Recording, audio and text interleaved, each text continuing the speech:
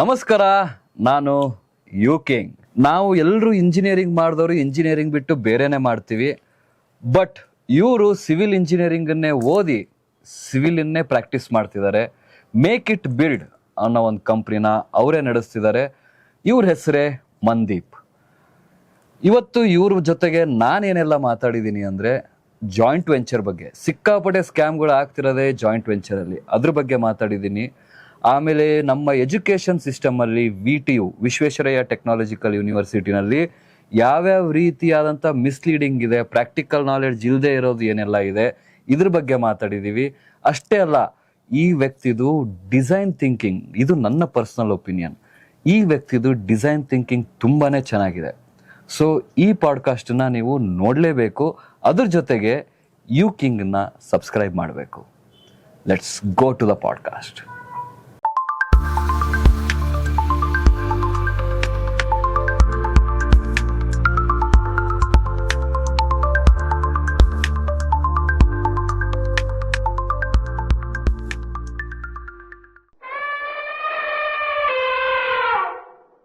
So ಇವಾಗ JV ಬಗ್ಗೆ ಮಾತಾಡ್ತಿದ್ದೀವಿ.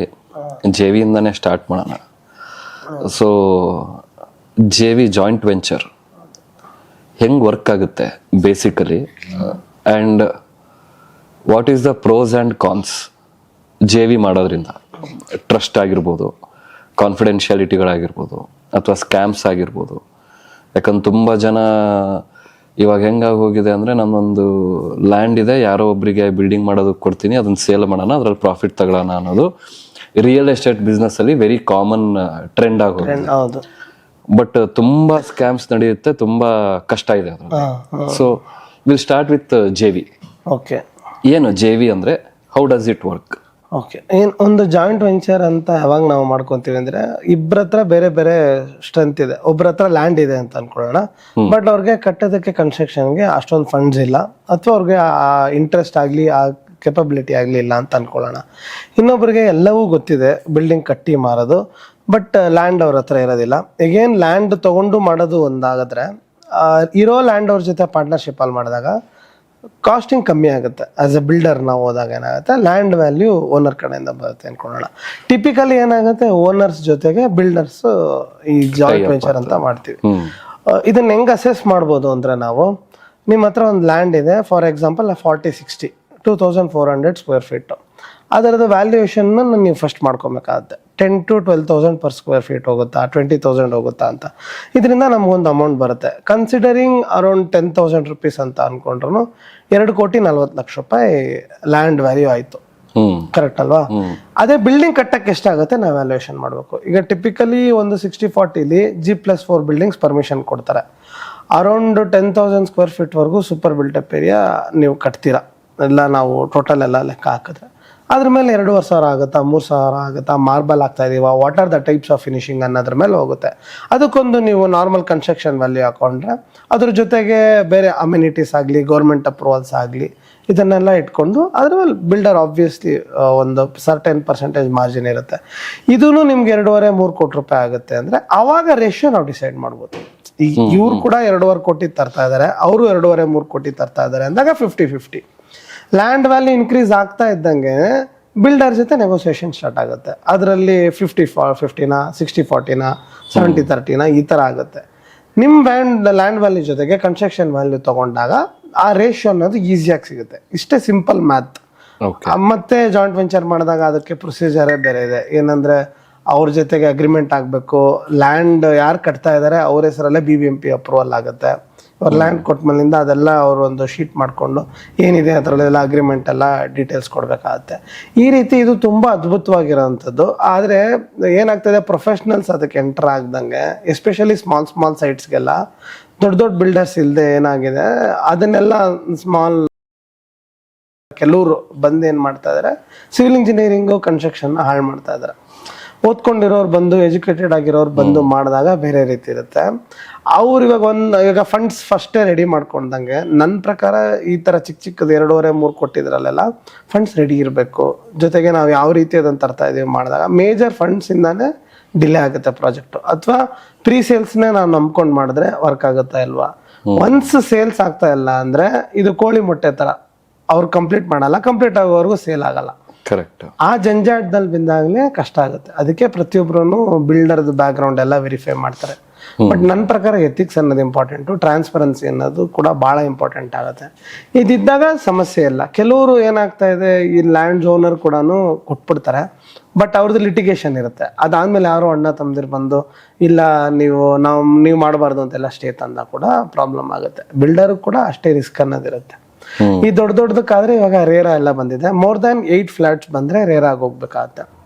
ಏನದು ರೇರಾ?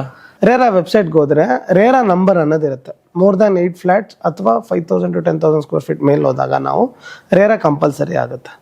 ಅವಾಗ ಏನಾಗುತ್ತೆ, ನೀವು ಆ ವೆಬ್ಸೈಟ್ಗೆ ಹೋಗಿ ಚೆಕ್ ಮಾಡಿದ್ರೆ ರೇರಾ ನಂಬರ್ನ ಇನ್ಪುಟ್ ಮಾಡಿ, ಅಥವಾ ಪ್ರಾಜೆಕ್ಟ್ ನೇಮ್ ಕೂಡ ಇನ್ಪುಟ್ ಮಾಡ್ಬೋದು.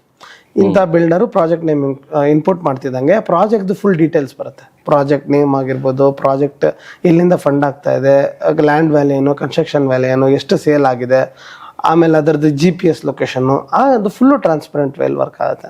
ಅದನ್ನು ಉಪಯೋಗಿಸಿ ಕೂಡ ಬಿಲ್ಡರ್ ಬ್ಯಾಕ್ಗ್ರೌಂಡ್ ವೆರಿಫಿಕೇಶನ್ನ ಯಾರು ಬೇಕಾದರೂ ಮಾಡ್ಕೊಬೋದು. ಆ ರೇರಾ ರೆಗ್ಯುಲೇಷನ್ಸ್ ಎಲ್ಲ ಬಂದ್ಮೇಲಿಂದ ಟ್ರಾನ್ಸ್ಪರೆನ್ಸಿ ಅನ್ನೋದು ಜಾಸ್ತಿ ಆಗಿದೆ. ಇದು ರೇರ್ ಆಗಿ ಬಂದರೆ ಅಗೇನ್ ಕಮಿಂಗ್ ಬ್ಯಾಕ್ ಟು ನಾನು ಮಾತಾಡ್ತಾ ಇರೋ ಸ್ಮಾಲ್ ಜಾಯಿಂಟ್ ವೆಂಚರ್ಸಲ್ಲಿ ಈ ಕ್ವಾಲಿಟಿ ಡಿಸೈನು ಇದನ್ನೆಲ್ಲ ನೋಡ್ಕೊಂಡು ಮಾಡ್ಬೇಕಾಗತ್ತೆ. ನಾನು ಇದನ್ನು ಸ್ಟಾರ್ಟ್ ಮಾಡಬೇಕು ಅಂತ ಒಂದು ಆಲ್ರೆಡಿ ಪ್ರಾಜೆಕ್ಟ್ ಸ್ಟಾರ್ಟ್ ಮಾಡಿದ್ದೀವಿ, ಇನ್ನೊಂದು ಕಂಪ್ಲೀಷನ್ ಸ್ಟೇಜಲ್ಲಿದೆ. ಏನನ್ನಿಸ್ತು, ಡಿಸೈನ್ ಓರಿಯೆಂಟೆಡ್ ಬಿಲ್ಡಿಂಗ್ ಸೇಲ್ ಆಗ್ತಾ ಇಲ್ಲ. ಒಂದು 4 ಗೋಡೆ ಕಟ್ಬಿಟ್ಟು ಮಾರ್ತಾ ಇದ್ದಾರೆ. ಬಿಟ್ಟರೆ ಒಂದೊಂದು ವಾಲ್ಗೂ ಯಾವ ರೀತಿ ಇಂಟೀರಿಯರ್ ಡಿಸೈನ್ ಇರಬೇಕು, ಯಾವ ರೀತಿ ಬರಬೇಕು, ಇದ್ರನ್ನ ನಾವೇನು ಎನ್ಹಾನ್ಸ್ ಮಾಡ್ಬೋದು, ಎಕೋ ಫ್ರೆಂಡ್ಲಿ ಮೆಟಲ್ಸ್ ಹೇಗೆ ಬಳಸಬೇಕು, ಇದಕ್ಕೆ ಸೋಲಾರ್ ಹಾಕ್ಬೋದಾ ಇಲ್ವಾ, ಒಂದು ಬಿಲ್ಡಿಂಗಲ್ಲಿ ಸಾಫ್ಟ್ವೇರ್ ಯಾರೂ ಹಾಕಲ್ಲ. ಯಾಕೊಂದು ಸ್ಮಾಲ್ ಆಟೋಮೇಷನ್ ನಾವು ಕೊಡೋಕ್ಕಲ್ವಾ, ಮೇನ್ ಡೋರ್ ಯಾಕೆ ನಾವು ಆಟೋಮೇಟೆಡ್ ಆಗಿ ಕೊಡಬಾರ್ದು, ಈ ಥರದೆಲ್ಲ ಥಿಂಕ್ ಮಾಡಿದಾಗ ಆ ಥರ ಎಕ್ಸ್ಕ್ಲೂಸಿವ್ ಬಿಲ್ಡರ್ಸ್ ಇರಲಿಲ್ಲ ಸ್ಮಾಲ್ ಸ್ಟೇಜಲ್ಲಿ. ಈ 40-60 ಆ ಥರದಕ್ಕೆ ಬಂದಾಗ ಅದಕ್ಕೋಸ್ಕರ ನಾವು ಓನ್ ಮಾಡ್ತಾ ಇದ್ದೀವಿ. RR ನಗರಲ್ಲಿ ಒಂದು ಅಪಾರ್ಟ್ಮೆಂಟ್ ಕಟ್ತಾ ಇದ್ದೀನಿ. Price about 2 CR, 4 luxury 3 BHK flats. ಈ ಥರದ್ದು ಎಲ್ಲೋ ಗ್ಯಾಪ್ ಇದೆ ಇಂಡಸ್ಟ್ರಿಯಲ್ಲಿ ಅನ್ನಿಸ್ತು. ತುಂಬ ದೊಡ್ಡ ಬಿಲ್ಡಿಂಗ್ಸು ತುಂಬ ಚೆನ್ನಾಗಿ ಮಾಡ್ತಾ ಇದ್ದಾರೆ, ಇಲ್ಲ ಅಂತಲ್ಲ. ಬಟ್ ಈ ಸ್ಮಾಲ್ ಸೈಜ್ಡ್ ಪ್ಲಾಟ್ಸ್ಗೆ ಒಬ್ಬರು ಬೇಕು ಅಂತ ಅನಿಸಿ ಈಗ ಸ್ಟಾರ್ಟ್ ಮಾಡಿದ್ದೀವಿ. ಈ ಥರದ್ದು ಯಾರ ಹತ್ರ ಏನಾದರೂ ಲ್ಯಾಂಡ್ ಇದೆ, ಅದನ್ನ ಹೆಂಗೆ ಕಟ್ಟಬೇಕು, ಟ್ರಾನ್ಸ್ಪರೆಂಟಾಗಿ ಒಬ್ಬ ಬಿಲ್ಡರ್ ಬೇಕು, ಹೇಳಿ ಟೈಮು ಮುಗಿಸ್ಕೊಡ್ಬೇಕು, ಲೀಗಲಾಗಿ ಹೆಂಗೆ ಮಾಡ್ಕೊಬೋದು ಅನ್ನೋದೆಲ್ಲ ಯಾರನ್ನ ಇದ್ದರೆ ಕಾಂಟ್ಯಾಕ್ಟ್ ಮಾಡ್ಬೋದು. ನಾವು ಓಪನ್ ಆಗಿದ್ದೀವಿ. ಸೊ ಇವಾಗ JV ಅಂದಾಗ ಮೇಜರ್ ಆಗೋಂಥ ಮಿಸ್ಟೇಕ್ಸು, ಜಾಯಿಂಟ್ ವೆಂಚರ್ ಅಂತ ಬಂದಾಗ ಮೇಜರ್ ಆಗಿ ಏನು ಮಿಸ್ಟೇಕ್ಸ್ ಆಗ್ಬೋದು? ಮೇನ್ ಹೇಳ್ತಾ ಅಲ್ವಾ, ನನಗೆ ಗೊತ್ತಿದ್ದಂಗೆ ಡಿಸೈನೇ ನಂಗೆ ಸಮಾಧಾನ ಇಲ್ಲ. ಎಷ್ಟೊಂದು ಬಿಲ್ಡಿಂಗ್ಸು ನಾನು ಸ್ಟಾರ್ಟ್ ಮಾಡೋಕ್ಕೆ ಮುಂಚೆ ಹೋಗಿ ನೋಡಿದ್ದೀನಿ ಯಾವ ರೀತಿ ಕಟ್ಟಿದ್ದಾರೆ ಏನು ಅಂತ. ಡಿಸೈನ್ ಎಲ್ಲೂ ನಮಗೆ ಸಮಾಧಾನ ಆಗಿಲ್ಲ. ಒಂದು ಆರ್ಕಿಟೆಕ್ಟ್ ಕೊಟ್ಟು ಒಂದು ಬಿಲ್ಡಿಂಗ್ ನೀವು ಇಂಡಿವಿಜುವಲ್ ಮನೆ ಕಟ್ಸ್ಕೊಂಡಾಗ, ಅಥವಾ ಒಂದು ಸಿವಿಲ್ ಇಂಜಿನಿಯರ್ ಇನ್ವಾಲ್ವ್ ಆದಾಗ ಕೂಡ ಎಷ್ಟು ಚೆನ್ನಾಗಿ ಬರುತ್ತೆ. ಒಂದೊಂದು ವಾಲ್ಸು ಡಿಸೈನ್ ಮಾಡಿರ್ತೀವಿ. ಬಟ್ ಈ ಬಿಲ್ಡರ್ ಫ್ಲೋರ್ಸ್ ಅಂತ ಬಂದಿದ ತಕ್ಷಣನೇ 4 ಗೋಡೆ ಅನ್ನೋದಕ್ಕೆ ಸೀಮಿತ ಮಾಡ್ಕೊಂಡಿದ್ದೀವಿ. ಹಬ್ಬ ವುಡನ್ ವಿಂಡೋ ಕೊಡ್ತೀವಿ, ಇಲ್ಲ ಮಾರ್ಬಲ್ ಹಾಕಿದ್ರೆ ಆಗುತ್ತೆ. ಬಟ್ ಇಲ್ಲ, ಸ್ಪೇಸಸ್ನ ನಾವು ಡಿಸೈನ್ ಮಾಡಬೇಕು. ಒಂದು ಬ್ರೇಕ್ಫಾಸ್ಟ್ ಕೌಂಟ್ರಿಂದ ಮನೆಗೆ ಎಷ್ಟು ಹೆಲ್ಪ್ ಆಗುತ್ತೆ. ಪೂಜಾ ರೂಮ್ ದೊಡ್ಡದಾಗಿರ್ಬೇಕು, ಅವ್ರು depending on there facility. But still in general ಆಗಿ ಯಾವ ರೀತಿ ಕೊಡ್ಬೋದು. ಒಂದು ಸಿಂಪಲ್ ಏನಂದರೆ, ಫಾಲ್ ಸೀಲಿಂಗ್ ಅವಶ್ಯಕತೆ ಇಲ್ಲ. ಇವಾಗ ಲೈಟ್ಸ್ನ ಸೀಲಿಂಗಲ್ಲೇ ನಾವು ಡೈರೆಕ್ಟಾಗಿ ಹಾಕ್ಬೋದು. ಬಟ್ ಆ ಡಿಸೈನ್ ತಿಳಿದಿರೋ ಬಿಲ್ಡರ್ ಇರಬೇಕಲ್ಲಿ. ಅವಾಗ ಮಾತ್ರನೇ ಸ್ಲ್ಯಾಬಲ್ಲಿ ಲೈಟ್ ಇನ್ಕ್ಲೂಡ್ ಮಾಡ್ಬೋದು ನಾವು. ಈ ರೀತಿ ತುಂಬ ಚಿಕ್ಕ ಐಟಮ್ಸ್ ಇದ್ದಾವೆ. ಆವಾಗ ನಿಮಗೆ ಬಿಲ್ಡಿಂಗ್ ಚೆನ್ನಾಗಿ ಔಟ್ಪುಟ್ ಬರುತ್ತೆ. 4 ಗೋಡೆ ನೀವು ತಗೊಂಡು ಅದಕ್ಕೆ ಮತ್ತೆ ಇಂಟೀರಿಯರ್ಸ್ ಮಾಡೋಕೋದ್ರೆ ಭಾಳ ಖರ್ಚಾಗುತ್ತೆ. ಅದ್ರ ಬದಲು ಆಲ್ರೆಡಿ ಇನ್ಕ್ಲೂಡ್ ಆಗಿರೋಂತಹ ಬಿಲ್ಡಿಂಗ್ಸ್ಗಾದರೆ ನಾನು ಅಂದ್ರಲ್ಲಿ ಸಾಫ್ಟ್ವೇರ್ ಕೊಡ್ತಾ ಇದ್ದೀವಿ. ಎಷ್ಟು ಬೇಸಿಕ್ ಇದು, ಎಲ್ಲರಿಗೂ ಮತ್ತೆ ಇಂಡಿವಿಜುವಲ್ ಸಾಫ್ಟ್ವೇರ್ ಹಾಕೋ ಬದಲು ಮೊದಲೇ ಸಾಫ್ಟ್ವೇರ್ ಕೊಟ್ಟರೆ ನಿಮಗೆ ಪ್ಯೂರಿಫೈ ಆಗುತ್ತೆ ಅವು ಎಲ್ಲ ಕ್ಲೀನಾಗಿ. ಈ ಹೇರ್ ಫಾಲು ಅದಕ್ಕೆಲ್ಲ ಎಷ್ಟೊಂದು ಜನ ಬಳಸ್ತಾರೆ. ಹಾರ್ಡ್ ವಾಟರ್ನ ಸಾಫ್ಟ್ ವಾಟರ್ ಮಾಡುತ್ತೆ. ಈ ಥರದ್ದನ್ನು ಎಷ್ಟೊಂದು ನಾವು ಸಣ್ಣ ಇಂಪ್ಲಿಮೆಂಟೇಷನ್ಸ್ ಮಾಡ್ಕೊಬೋದು. ಇಲ್ಲಿ ಎಲ್ಲೋ ಡಿಸೈನ್ ಥಿಂಕಿಂಗ್ ಇಲ್ಲ ಅಂತ ಅನ್ಸುತ್ತೆ. ಎಷ್ಟೊಂದು ಬಿಲ್ಡರ್ಸಿಗೆ ನಾವು ಕಂಪೇರ್ ಮಾಡಿದ್ರೆ ನಮಗೊಂದು ಒಳ್ಳೆ ಆಪರ್ಚುನಿಟಿ ಅದು. ಇನ್ಫ್ಯಾಕ್ಟ್ ಅಲ್ಲಿ ಪ್ರಾಬ್ಲಮ್ಸ್ ಬರ್ತಾ ಇದೆ. ಜೊತೆಗೆ ಹೇಳಿಲ್ವ ಆವಾಗಲೇ, ಆ ರೀತಿ ಅದೇ ಓನ್ ಫಂಡ್ಸ್ ಇಲ್ಲದೆ ಅಥವಾ ನಾವು ಲೋನ್ಗೆ ಹೋದೆ ಎಲ್ಲ ನಾವು ಲೀಗಲಾಗಿ ಮಾಡ್ಕೊಂಡಿಲ್ಲ ಅನ್ನೋದಾದರೆ ಬಿಲ್ಡಿಂಗ್ಸ್ ಮಧ್ಯದಲ್ಲೇ ನಿಂತೋಗುತ್ತೆ. ಸೇಲ್ಸ್ಗೆ ನಾವು ಓವರ್ ಡಿಪೆಂಡೆನ್ಸಿ ಬಂದರೆ ಸೇಲ್ಸ್ ಯಾವತ್ತೂ ನಾವು ಡಿಸ್ಕೌಂಟೆಡ್ ರೇಟಲ್ಲೇ ಕೊಡಬೇಕಾಗತ್ತೆ. ಆವಾಗ ಒಂದು ಸ್ವಲ್ಪ ಡಿಸ್ಪ್ಯೂಟ್ಸ್ ಆಗ್ಬೋದು. ಕೋಳಿ ಮೊಟ್ಟೆ ಥರ ಫಸ್ಟ್ ಇದ ಅನ್ನೋದ್ರ ಮೇಲೆಲ್ಲ ಪ್ರಾಬ್ಲಮ್ ಆಗ್ತಾ ಇದೆ. ಬಟ್ ಇವಾಗ ಎಷ್ಟೋ ಬಿಲ್ಡಿಂಗ್ ನೋಡ್ತಿದೀವಿ ನಾವು ಬೆಂಗಳೂರಲ್ಲಿ, ಎಲ್ಲ ಹೈ ರೈಸ್ ಬಿಲ್ಡಿಂಗ್ಸ್ ಎಲ್ಲ ಒಂದು 20 ಫ್ಲೋರು ಎಷ್ಟೋ ಫ್ಲೋರ್ ಕಟ್ಟಿರ್ತಾರೆ. ಎಲ್ಲವೂ ಸ್ಟಾಪ್ ಆಗಿ ಹೋಗಿದೆ. ನಿಮ್ಮ ಮಂತ್ರಿ ಮಾಲ್ ಅಕ್ಕಪಕ್ಕ 1-2 ಬಿಲ್ಡಿಂಗ್ ಇದೆ. ನಾವು ಮೆಟ್ರೋದಲ್ಲಿ ಹೊರಟ್ರೆ ನಮಗೆ ಎಲ್ಲಾ ಕಡೆನೂ ಕ್ರೇನ್ಗಳು ಹಂಗೆ ನಿಂತಿರೋದು ಕಾಣುತ್ತೆ. ಸೊ ಇವಾಗ ಅದು ಬಿಲ್ಡರಿಗೂ ಲಾಸು, ಲ್ಯಾಂಡ್ ಓನರ್ಗೂ loss. So how does it workout?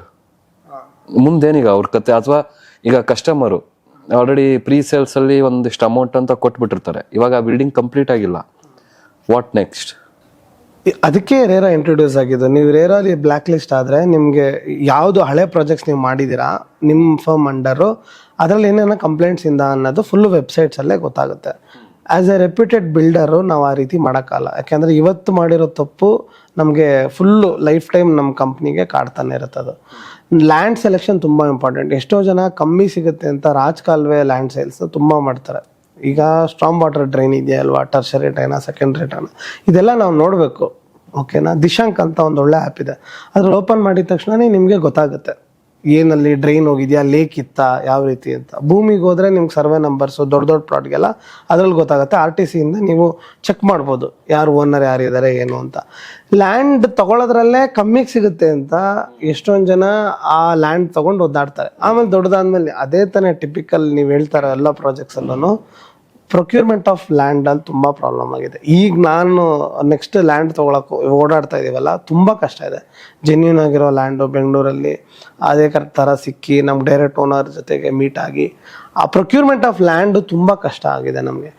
ಅದನ್ನೆಲ್ಲ ಮಿರ್ತು ಇಲ್ಲ ನಾವು ಹೆಂಗೋ ಮಾಡ್ಕೊತೀವಿ ಎಲ್ಲ ಗೆಲ್ಬೋದು ಅಂತ ಹಠ ಇರೋರು ಮಾಡಿ ಮಧ್ಯದಲ್ಲಿ ನಿಂತೋಗ್ತಾ ಇದೆ ಅಷ್ಟೇ.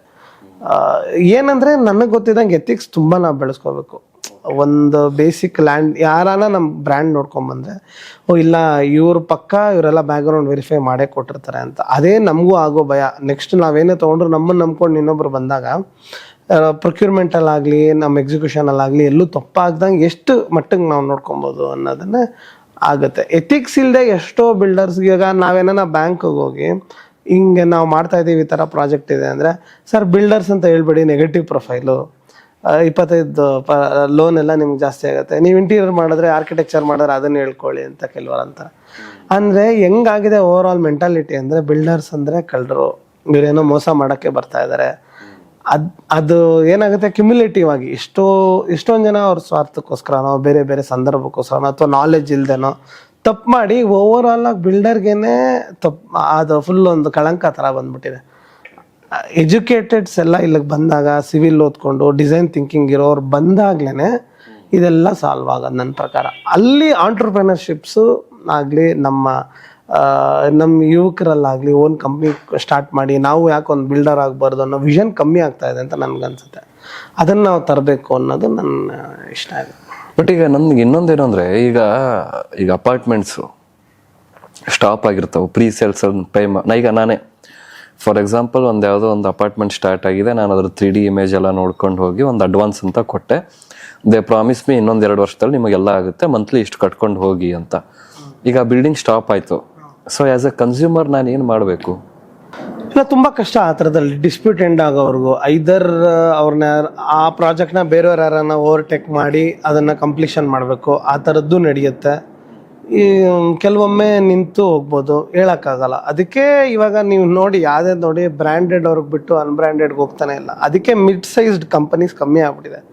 ಒಂದು ಹೈಲಿ ಬ್ರ್ಯಾಂಡೆಡ್ ಕಂಪನೀಸು ಅಥವಾ ಈಗ ಕಮ್ಮಿ ಲೋಕಲ್ ಕಂಪ್ನೀಸ್ ಆಗಿದೆ. ಮಿಡ್ ಸೈಜ್ಡ್ ಚೆನ್ನಾಗಿರೋ ಡೆಲಿವರಿ ಮಾಡೋಂತಹ ಕಂಪನೀಸ್ ಜಾಸ್ತಿ ಆದಾಗ್ಲೇ ನಿಮ್ದಕ್ಕೆಲ್ಲ ಉತ್ತರ ಇಷ್ಟಂತ ಅವರು ಮಾಡೋಕ್ಕಾಗುತ್ತೆ ದೊಡ್ಡ ಬಿಲ್ಡರ್ಸ್. ಅದಕ್ಕೆ ಆಂಟ್ರಪ್ರಿನರ್ಸ್ ಬರಬೇಕು. ಇದು ನಾನು ಮತ್ತೆ ಅದೇ ಹೇಳಿದ್ನಲ್ಲ, ಆ ಫ್ಲೋ ಕಟ್ಟಾಗಿದೆ ಇವಾಗ. ಎಲ್ಲಿ ಎಥಿಕ್ಸ್ ಇಲ್ಲ, ಎಲ್ಲಿ ಇವೆಲ್ಲ ಇಲ್ಲ, ಲಾಂಗ್ ಟರ್ಮಲ್ಲಿ ವರ್ಕ್ ಆಗಲ್ಲ. ಹಂಗಿಲ್ಲದೆ ಮಾಡೋ ಬಿಲ್ಡಿಂಗ್ಸೇ ಮೇಜರ್ ಆ ಥರ ಪ್ರಾಬ್ಲಮ್. ಓಕೆ, ವೇಟ್ ಮಾಡಿ, ಇನ್ನೂ ತುಂಬ ಇದೆ ನೀವು ನೋಡೋದು. ಬಟ್ ಇನ್ನೂ ಆದರೂ ನೀವು ಕಿಂಗಿಗೆ ಏನಾದರೂ ಸಬ್ಸ್ಕ್ರೈಬ್ ಮಾಡಿಲ್ಲ ಅಂದರೆ ಇವಾಗಲೇ ಸಬ್ಸ್ಕ್ರೈಬ್ ಮಾಡಿ. ಸೊ ಇವಾಗ ಸಿವಿಲ್ ಇಂಜಿನಿಯರಿಂಗ್ ಆಂಟ್ರಪ್ರನರ್ಸ್ ತುಂಬ ಜನ ಬರಬೇಕು ಅಂತ ಹೇಳ್ತಿದ್ರು ಕನ್ಸ್ಟ್ರಕ್ಷನ್ ಫೀಲ್ಡಲ್ಲಿ. ಹೌದು. ಬಟ್ ಒನ್ಸ್ ಅಗೇನ್ ನಾನು ಇನ್ನೊಂದ್ಸಲ ಕನ್ಸ್ಯೂಮರ್ ಮೈಂಡ್ ಸೆಟ್ ಒಂದು ಮಾತಾಡ್ತೀನಿ. ಈಗ ನೀವು ಡಿಸೈನ್ ಥಿಂಕಿಂಗ್ ಬಗ್ಗೆ ಹೇಳಿದ್ರಿ. ಅಂದ್ರೆ ಒಂದು ಮನೇನ ನಾವು ಸುಮ್ಮನೆ 4 ಗೋಡೆಗೆ ಸೀಮಿತ ಮಾಡ್ತಿದೀವಿ. But we should give a better design, we should give better ಏನು ಫೀಚರ್ಸ್ ಇನ್ ಅ ಹೋಮ್ ಅಂತ ನೀವು ಹೇಳ್ತಿರೋದು. ಬಟ್ ನನ್ನ ಪಾಯಿಂಟ್ ಏನು ಅಂದ್ರೆ, ಈಗ ಮಿಡಲ್ ಕ್ಲಾಸ್ ಅವರಿಗೆ, ಈಗ ಐ ಆಮ್ ಅ ಬಿಲ್ಡರ್, ಒಂದು ಮಿಡಲ್ ಕ್ಲಾಸ್ ಕಸ್ಟಮರ್ ಅಂದ್ರೆ ನನಗೆ 1 ಕೋಟಿ ರೂಪಾಯಿ ಕೊಟ್ಟು ಅಥವಾ 2 ಕೋಟಿ ರೂಪಾಯಿ ಕೊಟ್ಟು ಎಲ್ಲಾ ಫೆಸಿಲಿಟಿ ಇರೋದಂತ ತಗೊಂಡು ಹೋಗೋದಕ್ಕಿಂತ ಒಂದು 50 ಲಕ್ಷ 70 ಲಕ್ಷಕ್ಕೆ ನಂಗೆ 4 ಗೋಡೆ ಇರೋದು ಸಾಕಪ್ಪ ಅಂತ ನೋಡೋರು ಜಾಸ್ತಿ. ಓಕೆನಾ? ಬಟ್ ನಾನು ಎಲ್ಲಾ ಕೊಟ್ಟು 2 crores ಮಾಡ್ತೀನಪ್ಪ ಅಂದ್ರೆ ಅದಕ್ಕೆ ಆಡಿಯನ್ಸ್, ಅದಕ್ಕೆ ಕಸ್ಟಮರ್ಸ್ ಕಂಪ್ಲೀಟ್ ಡಿಫ್ರೆಂಟ್. ಬಟ್ ತುಂಬಾ ಜನ ಯಾಕೆ 4 ಗೋಡೆಗೆ ಸೀಮಿತ ಆಗ್ತಿದಾರೆ ಅಂದ್ರೆ they want to sell at a very low price. ಆಮೇಲೆ ಬಂದ್ಮೇಲೆ ಅವ್ರಿಗೆ ಗೊತ್ತಿಲ್ಲ ಇಂಟೀರಿಯರ್ ಮಾಡ್ಸಿದ್ರೆ ಆಮೇಲೆ ಒಂದೊಂದೇ ಫರ್ನಿಚರ್ ತಂದ್ರೆ ಎಲ್ಲ ಅಷ್ಟಕ್ಕೆ ಬರುತ್ತದು, ಕೊನೆಗೆ ಬರೋದೇ 2 ಕೋಟಿಗೆ. ಸೊ ಇಲ್ಲಿ ಕನ್ಸ್ಯೂಮರ್ ಮೈಂಡ್ ಸೆಟ್ ಪ್ರಾಬ್ಲಮ್ ಅಥವಾ ಬಿಲ್ಡರ್ಸ್ ಮೈಂಡ್ ಸೆಟ್ ಪ್ರಾಬ್ಲಮ್? ಇಲ್ಲ, ನಾನ್ ನೋಡ್ದಂಗೆ ಅಫೋರ್ಡಬಲ್ ಹೋಮ್ಸ್ಗೆ ಡಿಸೈನ್ ಅನ್ನೋದನ್ನ ನಾವು ಬಿಟ್ಬಿಡ್ತಾ ಇದೀವಿ. ಅದಾಗಬಾರ್ದು. ಅಫೋರ್ಡಬಿಲಿಟಿ ಆಗಲಿ ಬಡ್ಜೆಟ್ ಆಗಲಿ depends on major materials. Tiles ಆಗ್ಬೋದು, ಟೈಪ್ ಆಫ್ ಕನ್ಸ್ಟ್ರಕ್ಷನ್ ಆಗ್ಬೋದು, ಅಥವಾ ಟೀಕ್ ವುಡ್ ಡೋರ್ ಆಗ್ಬೋದು. ಈ ಥರ ತುಂಬಾನೇ ಯಾವ್ದಾದಕ್ಕೆ ನಾವು ಟೀಕ್ ಫ್ರೇಮ್ ಅಲ್ಲೇ wooden Windows are very costly. ಆ ಥರ ಈ ಪ್ರೈಸ್ಗೆಲ್ಲ ನೀವು ಬಂದಾಗ ಅದಕ್ಕೆ ಕಾಸ್ಟ್ಲಿ ಅನ್ಸುತ್ತೆ. ನಾರ್ಮಲ್ ಆಗಿ ಹೋದ್ರೆ ಲಕ್ಸುರಿ ಹೋಮ್ಸ್ಗೆಲ್ಲ ಅದು ಬೇಕೇ ಬೇಕು. ಆ ಸ್ಟೈಲ್ ಇರೋ ವುಡನ್ ಫೀಲ್ ಇರೋ ಹೋಮ್ಸ್ ಬೇಕೇ ಬೇಕು. ಬಟ್ ಅಫೋರ್ಡಬಲ್ ಹೋಮ್ಸಲ್ಲಿ ಅದು ಬೇಕಾಗಿಲ್ಲ. ನಾವು ಓಪನ್ ಅಪ್ ಆಗಬೇಕು ಹೊಸ ಮೆಟೀರಿಯಲ್ಸ್ಗೆ. ನೋಡಿ, ಮತ್ತೆ ನಾನು ಹೇಳ್ತೀನಿ, ಸಣ್ಣ ನಾವೇ ಕಟ್ಟಿದ್ದೀವಿ 1 BHK ರೆಂಟಲ್ ಯೂನಿಟ್ಸ್ ಎಲ್ಲ ಅದ್ಭುತವಾಗಿ ಬಂದಿದೆ ಔಟ್ಪುಟ್ಟು. ಅದರಲ್ಲೊಂದು ಸಣ್ಣ ಪೇಂಟಿಂಗ್ ಇನ್ಕ್ಲೂಡ್ ಮಾಡ್ಬೋದು. ತುಂಬಾನೇ ಕಮ್ಮಿ ದುಡ್ಡಲ್ಲೇ ಡಿಸೈನ್ ಚೆನ್ನಾಗಿ ಬರೋಂಥ ಥಾಟ್ಸ್ ಇದೆ. ಅದನ್ನ ನಾವು ವರ್ಕ್ ಮಾಡ್ತಾ ಇಲ್ಲ, ಆ ಎಫರ್ಟ್ ಆಗ್ತಿಲ್ಲ. ಬರೀ ಪೇಂಟಿಂಗಲ್ಲೇ ಒಂದು ಮನೆಯನ್ನ ತುಂಬ ಚೆನ್ನಾಗಿ ಕಾಣ್ಬೋದು. ಒಂದು ಆಕ್ಸೆಂಟ್ ವಾಲಲ್ಲೇ ಬರುತ್ತೆ, ಒಂದು ಫ್ರೇಮ್ ಹಾಕೋದೇ ಬರುತ್ತೆ. ಇವಾಗಿರೋ ಟ್ರೆಂಡಲ್ಲಿ ಆನ್ಲೈನಲ್ಲಾಗಲಿ ಆಫ್ಲೈನ್ ಶಾಪ್ಸಲ್ಲಾಗಲಿ ತುಂಬ ಚೆನ್ನಾಗಿರೋ ಆರ್ಟಿಫ್ಯಾಕ್ಟ್ ಸಿಗುತ್ತೆ. ಒಂದು ಮನೆಗೆ ಆರ್ಟಿಫ್ಯಾಕ್ಟ್ಸು, ಕರ್ಟೈನ್ಸು ಎಲ್ಲ ಮುಖ್ಯ. ಆ ಓವರ್ ಆಲ್ ಪರ್ಸ್ಪೆಕ್ಟಿವ್ ಡಿಸೈನ್ ಇಲ್ಲ.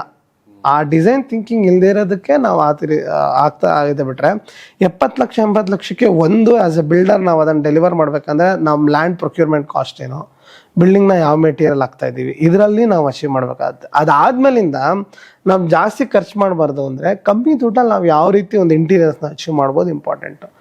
ಅಲ್ಲಿ ನಾವು ಎಫರ್ಟ್ ಇಲ್ಲ, ಯಾಕೆಂದರೆ ಕಮ್ಮಿ ದುಡ್ಡು ಯಾರು ಎಷ್ಟೊಂದು ಎಫರ್ಟ್ ಹಾಕಲ್ಲ, ಡಿಸೈನ್ ಥಿಂಕಿಂಗ್ ಇಲ್ಲ. ಬಟ್ ಬಿಲ್ಡರ್ ಆಗಿದ್ದಾಗ ಆಬ್ವಿಯಸ್ಲಿ ನಾವು ಪ್ರೀ ಡಿಸೈನ್ ಮಾಡಿರ್ತೀವಿ, ಒಂದು ವಾಕ್ ಥ್ರೂ ಮಾಡಿರ್ತೀವಿ, ಸೇಲ್ಸ್ಗೆಲ್ಲ ತೋರಿಸಿರ್ತೀವಿ. ಆ ಥಾಟ್ ಇದ್ರೆ ಖಂಡಿತ ಮಾಡ್ಬೋದು. ಖಂಡಿತವಾಗ್ಲೂ ನಾನು ಚಾಲೆಂಜ್ ಮಾಡ್ತೀನಿ, ತುಂಬ ಕಮ್ಮಿಲಿ ಕೂಡ ಎಲ್ಲ ಮಾಡ್ಬೋದು. ನಾವು ಓಪನ್ ಅಪ್ ಆಗಿರ್ಬೇಕು ಆ ಮೆಟೀರಿಯಲ್ಸ್ಗೆ. ನಾವೇನಾದರೂ ಮತ್ತೆ ಅದೇ ನಿಶ್ ಮೆಂಟಾಲಿಟಿಲೇ ಇದು, ನಾನು ಮಾರ್ಬಲ್ ಹಾಕಿದ್ರೇ ನನ್ನ ಮನೆ ಚೆನ್ನಾಗಿ ಕಾಣುತ್ತೆ, ನಾನು ವುಡನ್ ವಿಂಡೋಸ್ ಹಾಕಿದ್ರೇ ಚೆನ್ನಾಗಿ ಕಾಣುತ್ತೆ, ನಾನು ಟೀಕ್ ಡೋರಲ್ಲೇ ಹಾಕಬೇಕು, ಆ ಥರದ ಮೆಂಟಾಲಿಟಿಯಿಂದ ಆಚೆ ಬಂದಾಗ ಅಫೋರ್ಡಬಲ್ ಆಗು ನಾವು ಡಿಸೈನ್ ಮಾಡ್ಬೋದು.